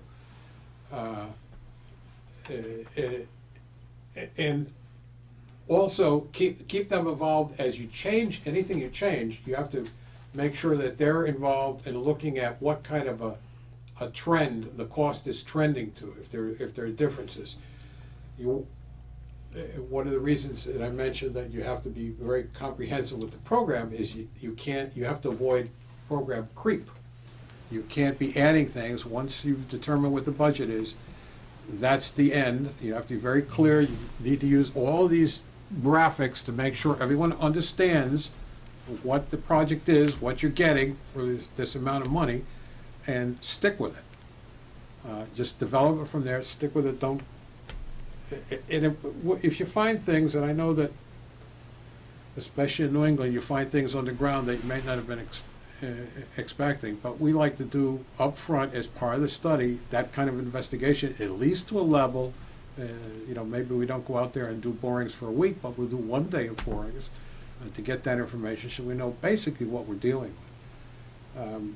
I think, frankly, good programming and good estimating are the keys to having a successful project. We have never gone back to ask for more money. Once there's a set budget, if the program stays the same, we get it built for that amount of money. We're a town, not a city. We're New England, not, as I was saying before, Texas. So we wanted to fit in to the community. Yes, and contextual design, and a little bit unlike perhaps your current police facility, which doesn't really fit in, but it's part of the reality You must nowadays. be referring to the pizza house. We've got some beautiful barns right across the street that would be perfect kind of models. I think that's one of the reasons why the educational process has to be, the campaign has to be pretty transparent, and by that time, the models that we've developed, the massing models and such, we really have to respect the context of the town. Yeah. If I could make just a comment before I ask the question, that I started out in engineering maybe quite a number of years ago.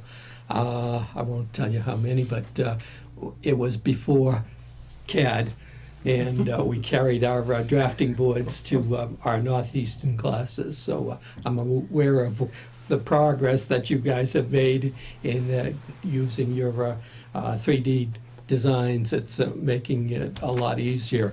What made you interested in our project? Well, first of all, we did the study in 2003. So coming back and helping and let's say, getting to actually have a project, that's important to us. And I guess that's a particular, why Rowley is of particular interest to us. But this is what we do. This is our mission, is to design public safety facilities. We've worked in towns smaller. We worked in, I'm doing a study right now in Blandford, which is 1,000 souls. And it's a combination of fire, police, and DPW. Well, highway department, they don't have a DPW. We've done New Salem, 800 people in town. So, we've done, but we're starting a study next week for Boston Police Headquarters. So, I don't think to me, I mean, they're all challenges. They all have, every town has something of interest, especially a town where we've worked before. Holden. We did a study in Holden in 2002, but it was defeated. Well, we were able to come back and get it passed and come in under budget and, you know, help the town turn it into a real touchstone along Main Street. I mean, it's become an important building in town. So that's our mission, and we want to come back and get it finished, even though it was a dozen years ago. My memory goes back that far. Believe it or not. We've worked in towns that have both architectural character and other towns that have absolutely no architectural character. I mean, so it's always actually a big plus to work in a town that has got a lot of architectural character like this. It gives us more of a design challenge, and it makes it a lot more fun. And when we sit, and as Michael talked about us as problem solvers, when we sit and we start looking at the issues of the site, after a while you start to fall in love with it, and you want to stick around and see it through. And so that's part, boots on the ground, that's part of what we get out of it. I want to sit on that rock and look at the building. And watch a game. Flip around. You've seen our fire station, the association's building. I mean, we've had to build a fire engine around the building. Yeah, I noticed. Yeah. So all those engines in there are built I'm around. surprised you can actually get out of there and turn onto the We got a road. ladder truck. Are you familiar with Townsend? No. Well, they have 2 fire stations built in 1896, and they had to excavate 2 feet down, you know, bring into the foundations. Without Right? a building fall again. Yeah, to be able to get the apparatus they have inside the building. Cheap, the old ladder truck, right? We had to take the air out of the tires to get it in. Low profile tires and Yeah. controls for the aerial. We've lived that. That'd be And the fire station was what, 18, no, Well, it was moved in about 1935, 1935. but it was a grocery store across, right in the center of town. Originally with a pool hall on the second floor. We didn't bring a board for it, but we did a project in Middleborough. It's a police station only. That's probably why we didn't bring it, but it was originally a store. I think it was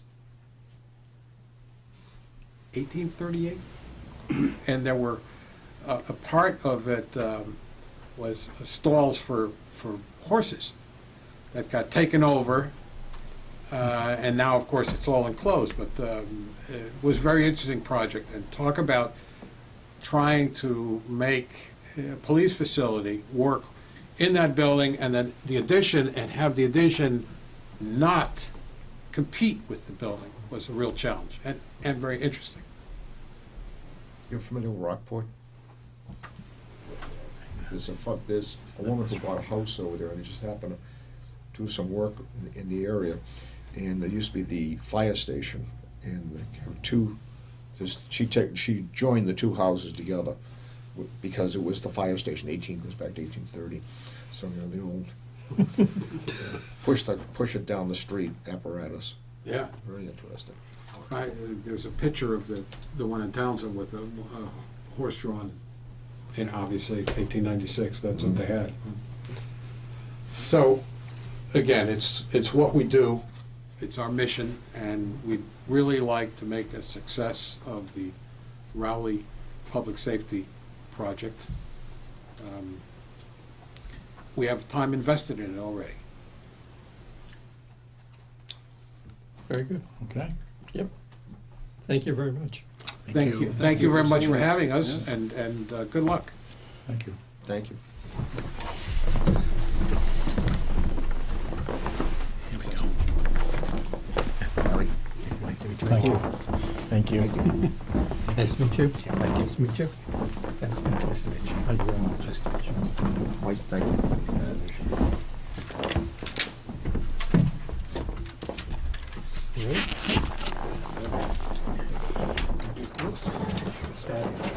Thank you again. Thank you. Good night.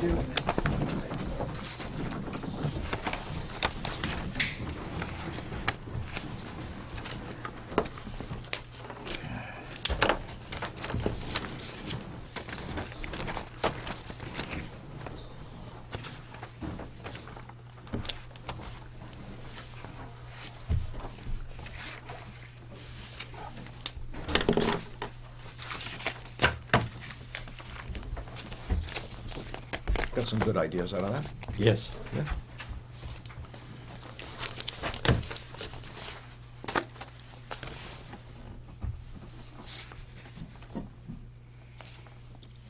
Okay. So what do you guys think? Mr. Chairman, so we would be scheduling a discussion on this at a future meeting, right? Okay, yeah. After you've had time to review. Review some of the materials that Yeah. we received. We actually don't have that on the agenda.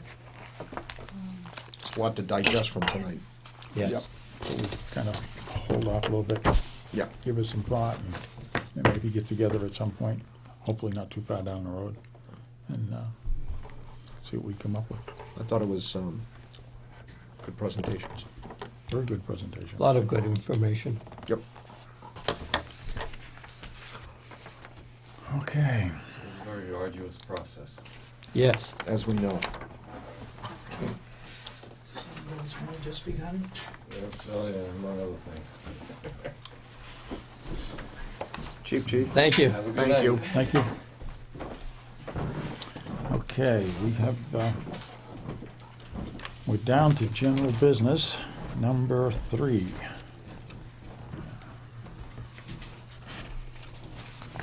And we have a memo from the Highway Department, and it's to the Board of Selectmen from Patrick Snow, Highway Surveyor.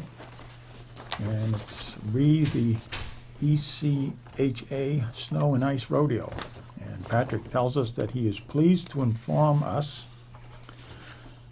that the Raleigh Highway Department team of Ron Keefe and Larry Ronnie placed second in the Essex County Highway Association's annual Snow and Ice Rodeo on April 7th, 2015. And he would like to congratulate both Ron and Larry on a job well done.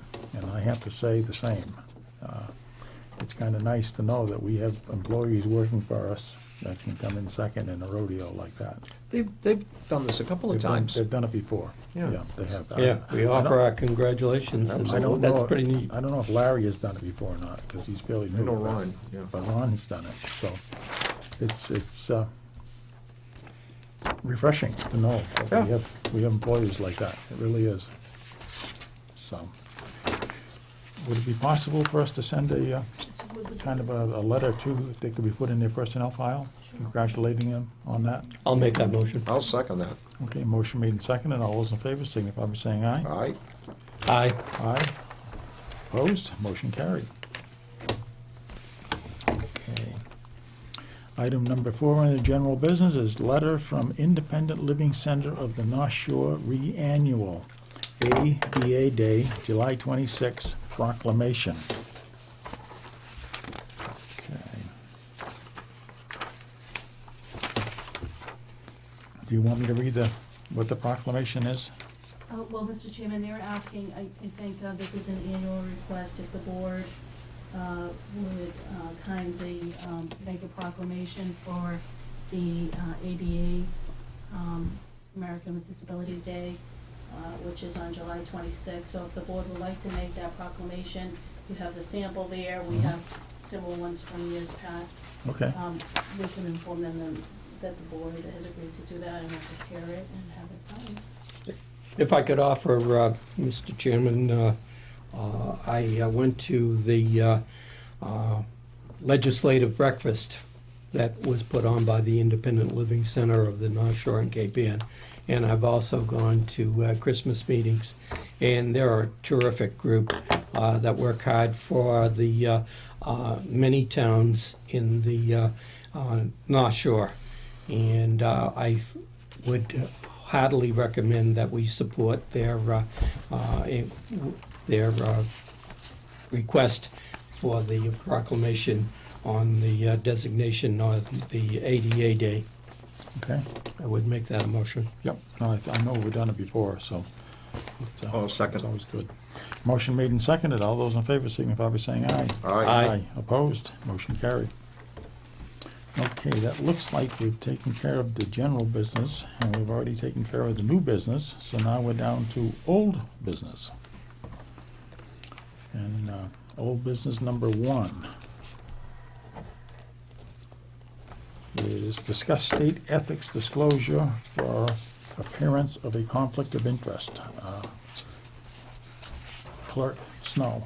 Yes, Mr. Chairman. Okay. Town Council Judy Pickett contacted the State Ethics Commission to address the appearance of a conflict of interest that Robert Snow may have in connection with the YMCA of the North Shore. After discussing this with an attorney at the State's Ethics Commission, she sent a letter outlining the procedures that Debbie, Amy, and Robert Snow need to follow in order to work on the YMCA camp lease. Debbie and Amy filed disclosures of appearance of conflict of interest as required by General Laws, Chapter 2268A, Section 23B3, with the Board of Selectmen. Bob Snow has also completed the disclosure form and has filed it with the town clerk as required by the state ethics law. So, do we want to take a vote on that, or just No, read it's it into the record? No, the requirement, as indicated to me by the town's attorney, was that it be filed with the town clerk. So this is for your information, Mr. Chairman. Okay. Just for clarification, I've been a member of the YMCA since I was 7 years old. Okay. So, I mean, it goes back to the Malden YMCA, Melrose YMCA, and now the North Shore, Ipswich. Okay. All right, next item under old business is discuss 390 Weathersfield Street Camp Area Lease. The YMCA has the lease. We are working to have this ready for next week's meeting. You want to add anything to that, Deb? No, I've been in contact with Mary Lynn Lathrop, the Associate Executive Director today, so they were just reviewing it, and we're hoping to get this ready for next week. Very good. Okay, item number 3 is discuss cemetery gravesite complaints and cemetery department task force. So, several complaints have been filed by various selectmen concerning an unfilled grave and broken headstones in the Raleigh Mr. Chairman, Cemetery. I just want to make sure that's actually been fielded. The selectmen haven't filed any complaints. Oh, I'm sorry. There've been, various selectmen have received complaints. Yeah, Okay, I see, yeah. Right. All right, several complaints were fielded by various selectmen. That means people have called various selectmen. Actually, I am one of those that got called. An unfilled grave and broken headstones in the Raleigh Cemetery. We received emails from 2 individuals associated with the U.S. Navy. Chairman Snow has responded to them. Also, Mary Ann McGeorge called the Selectman's office to report that her mother's gravestone was lying on the ground. Bob Snow looked into this matter, and the gravestone has been set properly. See attached pictures. Upon recommendation of the Finance Committee on April 6th, the Board of Selectmen voted to form a task force to look into the finances and operations of the Cemetery Department. Selectman Robert Snow was appointed as the Board of Selectmen's representative. The board may wish to consider having Treasurer-Collector Karen Summit serve on the task force because of her knowledge of the bills payable, payroll, and IT needs of the Cemetery Department. Does the board wish to consider appointment of Karen? The board can make a motion to appoint Karen Summit to the task force. I'll make that motion. I'll second it. Motion made and seconded to appoint Karen to the task force, and she has actually already agreed. All those in favor signify by saying aye. Aye. Opposed? Motion carried. Mr. Chairman, I was also made aware of damage done in the cemetery. I went out and took pictures of the some 1800s gravestones that had been snapped in half or broken, and quite a bit of damage done to them. So we are aware of those issues with the cemetery. Bob, do you have any comments? Yes, quite a few. Let me begin by saying this was an unmitigated public relations disaster, okay? I don't blame the commissioners, okay? It's public relation-wise, it was just horrible. And we've had one resignation of a commissioner. Another commissioner broke his leg, and another commissioner was on vacation. There was nobody to sort of pick up the pieces here, okay? I got a email, and I spent a couple of nights up late writing emails, and I think you gentlemen have seen the emails. My wife and my wife came along with me because we were in the area when I got a phone call from Amy, and we drove into the cemetery, and we came across Doak's grave first, and there were tire tracks. My wife, God bless her, she said, "You go home, make phone calls what you have. I'm going to come back with a rake and rake the tire tracks out." Okay. Again, the commissioners were short-handed. Okay, and they're trying to do the best they can. I drove down a little bit further, and I wasn't sure what I was seeing, but it was Captain Bill Coughlin's grave and his wife Ruth, and the tombstone, you gentlemen saw it, was over. I thought somebody had hit it, and now I had got a phone call from, it was an email from Marianne McGeorge, who is the granddaughter of the name Captain Yep. Billy Coughlin. Yep. Now, on the phone with her, she tells me that she has a relative in the area who drives out and sees the gravestone tipped. Somebody's hit it, as far as she's concerned. Nobody contacted her, okay? And anyways, I dug into it. I talked to Peter Delzell. Peter, again, he had just come back. I called the house. Peter called me back 3 minutes later, left a message, and he discussed it. And he says, no, we laid it down. We didn't want to, now I can understand what was going on. Again, shorthanded. The gravestones laid down to be protected, because didn't want it up because of the settling of the grave. Understood. Several of the graves that I looked at had, just the regular soil was placed on the grave, and they haven't come back to place loam. The only thing is that, again, public relations wise, it looks like nobody is addressing the cemetery, okay? Nobody is being contacted. Gone on Facebook, on Fox 25. Fox 25 got a hold of it. Again, there were some explanations in there on Facebook what was going on in the town, but overall, nobody knew anything. Okay, what was happening out there in the cemetery? So I received a email from a Navy veteran, and again, I got to put, I got a massive hemorrhage of a public relations story here, and I may have to make it right for the town's sake. So I looked. I received one from Captain Donald Bosch. And again, let me read the email I received.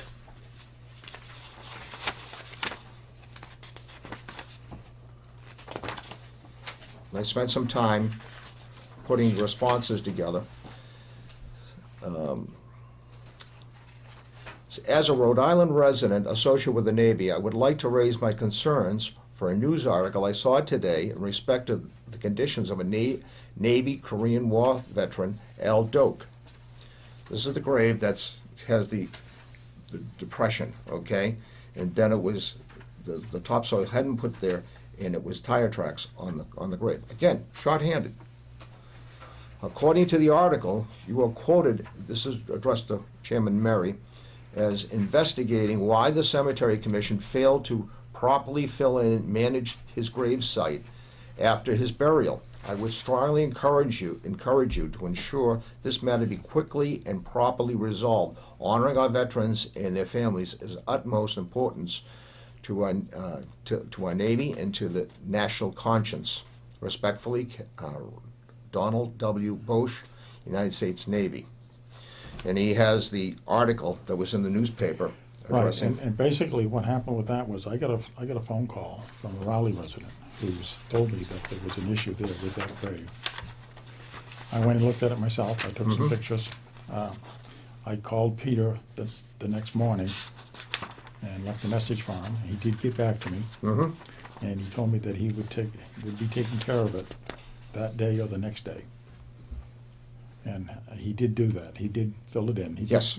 What they didn't really get a chance to do was rake it out.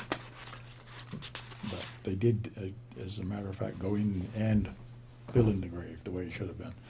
One of the issues that they had with that particular one was that it was January 27th, and that burial took place during the day. And if you remember correctly, January 27th, that night, we had that 4-foot snowstorm. That every 3 days after that, we got more snow. Mm-hmm. So it just didn't get a chance to get filled in.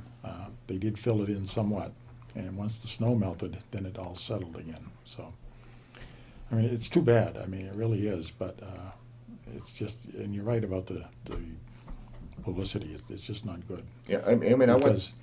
Because somebody went to the New Report News and Yes. told them about it. New Report News called me. I did tell them, I'm going to tell the truth and Mhm. what I know about it, and I told them what I knew.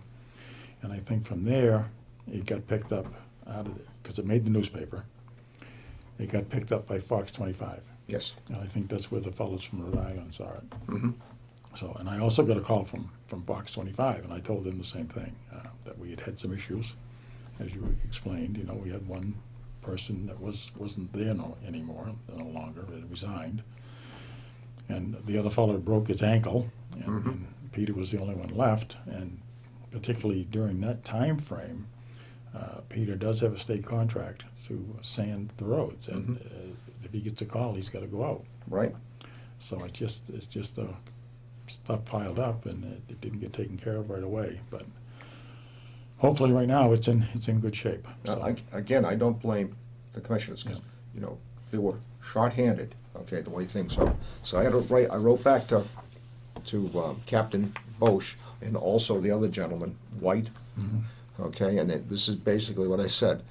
My name is Robert Snow. I'm a long-serving elected member of the Board of Selectmen in the town of Raleigh. After seeing the photos of the graveside of Mr. Dokes, I was frankly appalled. The Cemetery Commission is a 3-member elected board, of which in the past several months has lost 1 member to resignation and another to health issues. It says, I as a member of the finance. I am a member of the Finance Committee, plus another member of the community to be named, will form a task force to look into these issues with the Cemetery Commission. Today, my wife, a member of the Finance Committee, but not named to the task force, and I drove through the cemetery. We visited Mr. Dokes' gravesite. Both of us were very upset by what we found. The grave was filled in, and there were tire marks on the grave. I found this totally unacceptable. My wife and I went home. I had to the telephone, make several calls on the issue, and she returned with a rake to the cemetery and smoothed over Mr. Dokes' gravesite. I'm a former member of the Marine Corps, veteran, also a selectman's representative of the Essex County Veterans Board. I find this issue no small matter. All graves should be treated with the utmost respect, but most of all the veterans' grave, for these individuals have given time out of their lives to serve their country, and in some cases the last full measure. I believe me when I tell you I am deeply upset by what I saw in the newspaper, Facebook, Fox TV, and especially today's visit to Mr. Dokes' gravesite. Several years ago, Chairman Murray and I looked into the life of a soldier killed on Christmas Eve 1944 during the Battle of the Bulge. This soldier, long forgotten with no family left in the community, was again remembered that sacrifice so long ago. We placed a wreath upon his grave from Wreaths Across America, and I dug into his past and trying to understand the circumstances of that night, 1944. The picture of his grave and the wreath appeared on our town report, and the story pieced together appeared inside the town report. I tell you this story so that you will know that we honor our fallen and do not take lightly the desecration of their final resting place. I assure you that this issue will be fully addressed by the task force in the Board of Selectmen. And he did, I did receive a note from the captain, and I also received a note from Mr. White. And basically the same letter, email I sent to both. And I did send them also a story of Roy Marr. So I wanted them to understand that the importance of this issue, and that is sacred ground out back. And this is something that we, when a loved one comes into the cemetery and looks and sees a stone on its backside, the very first thing that goes through their mind is that somebody has desecrated the grave site. Now, there's mitigating circumstances here, okay, in terrible public relations.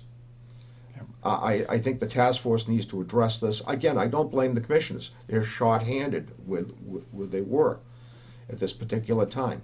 But again, public relation-wise, I mean,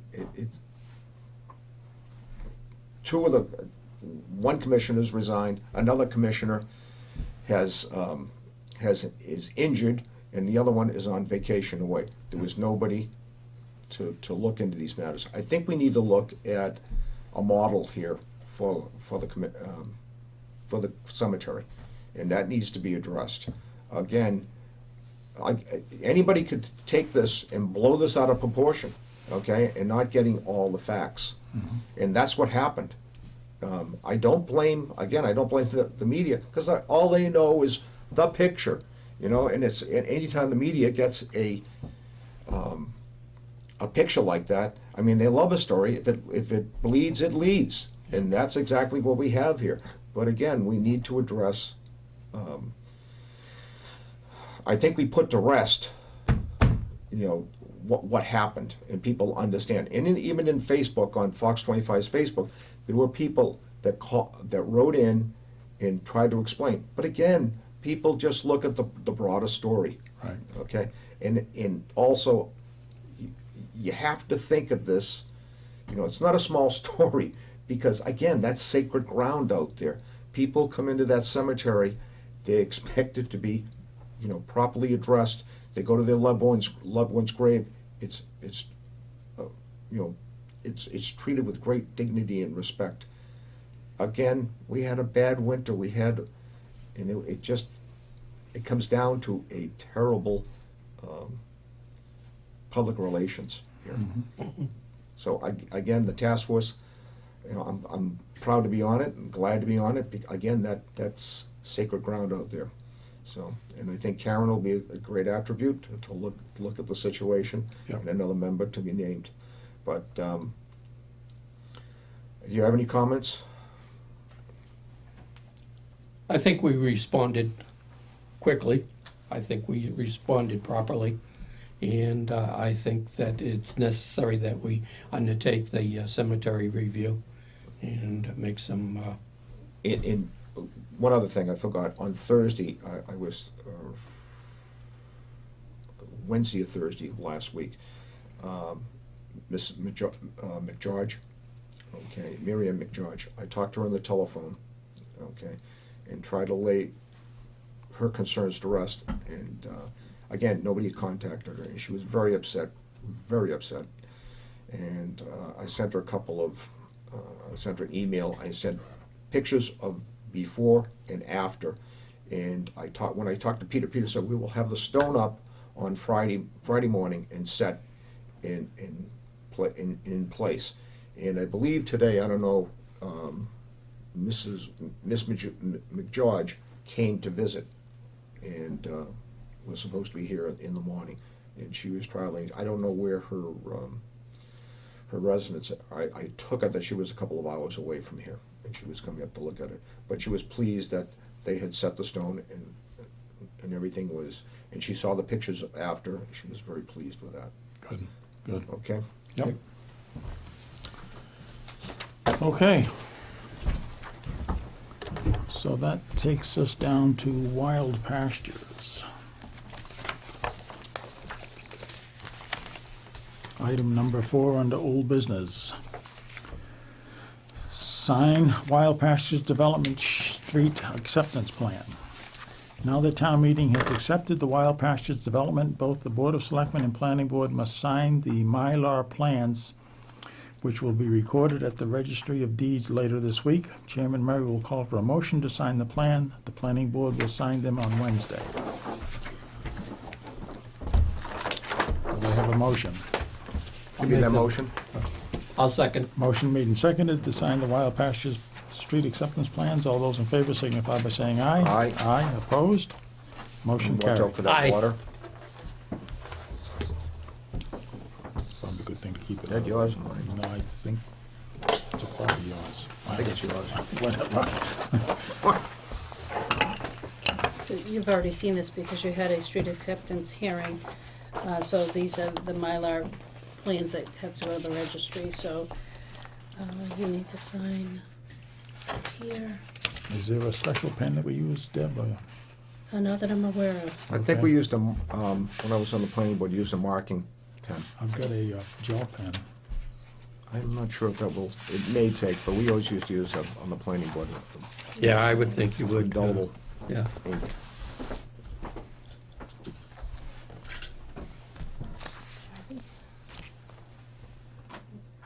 Maybe a Sharpie pen.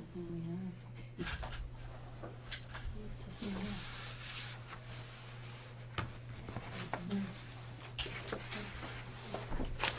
This one, Joe. I think a Sharpie would work, right, Bob? Yeah, we should. Yes, Sharpie will do it. Yeah.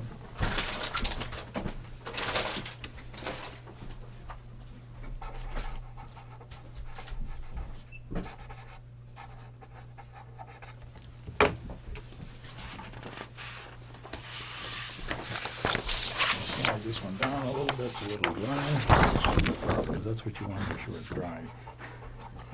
Yes. Well, your fingerprints will be there forever.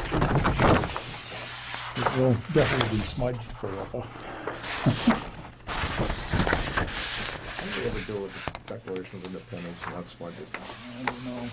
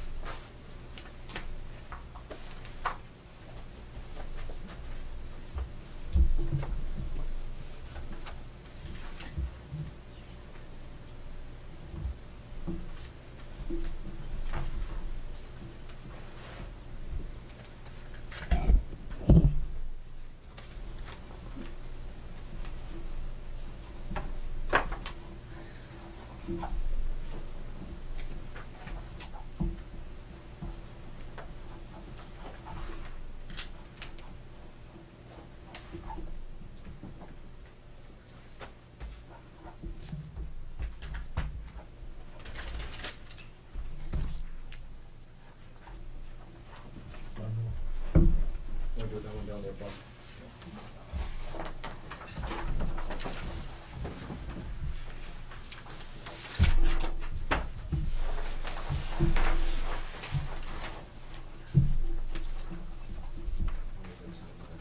In order. Yep. Guess we look like we know what we're doing. Surprise, surprise.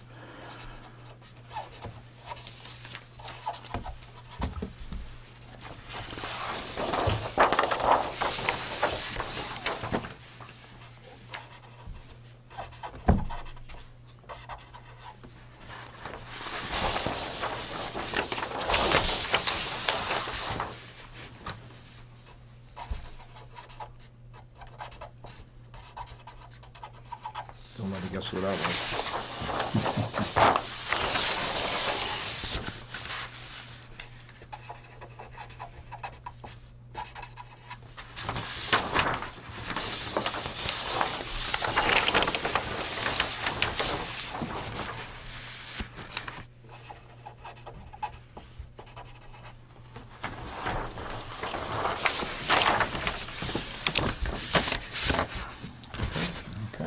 We'll put the date on. Oh,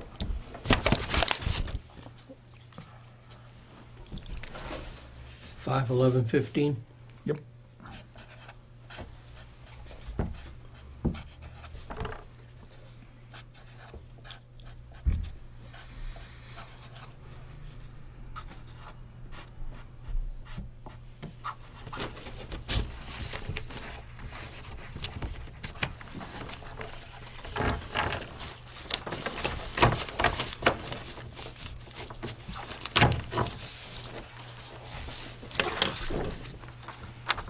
That's it? Let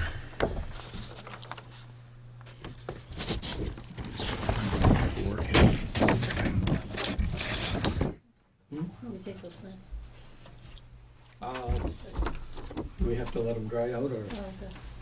that's where we're keeping spread? Okay, so that brings us down to announcements.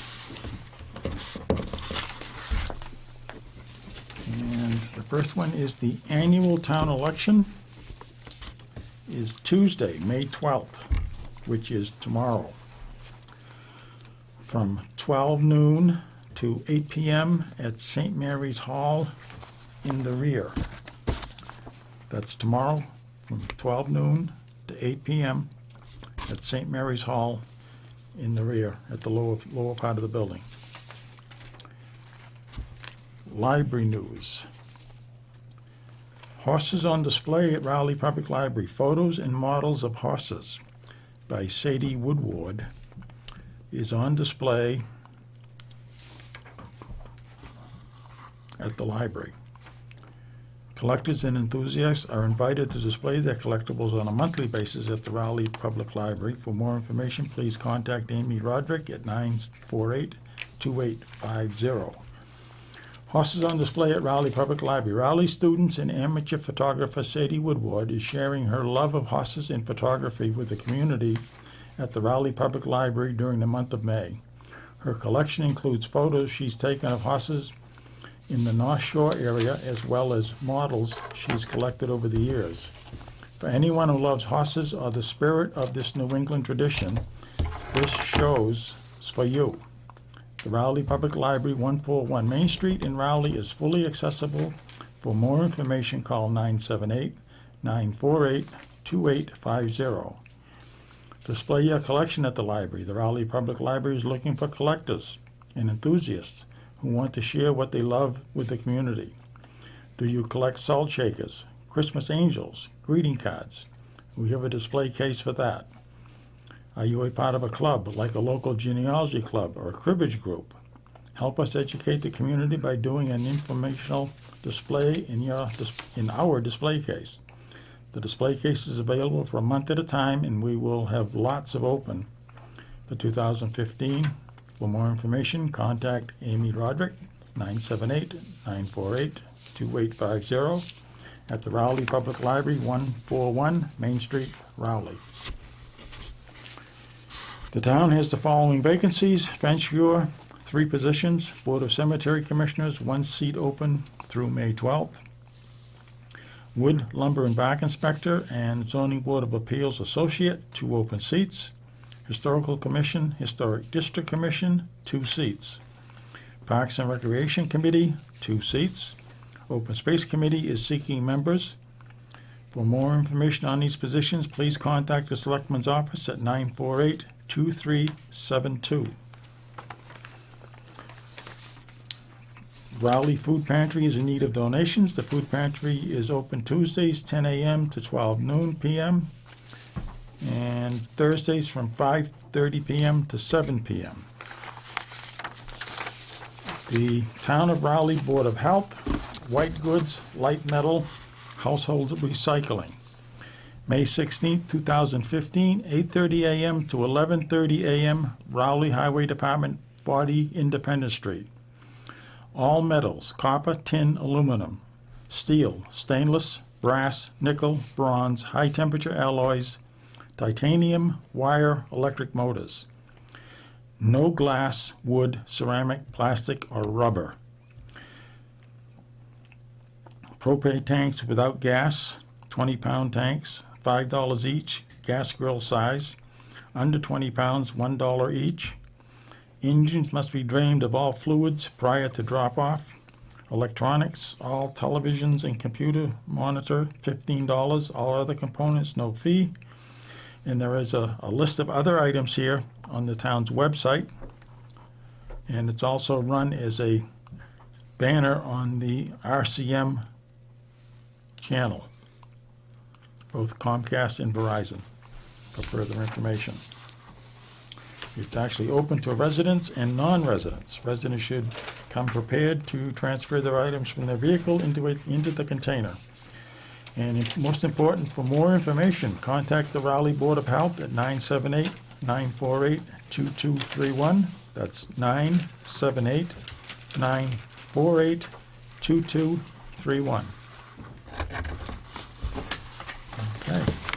I move we adjourn. Motion made to adjourn. All those in favor signify by saying aye. A second. Second. All those in favor? Aye. Aye. We are adjourned.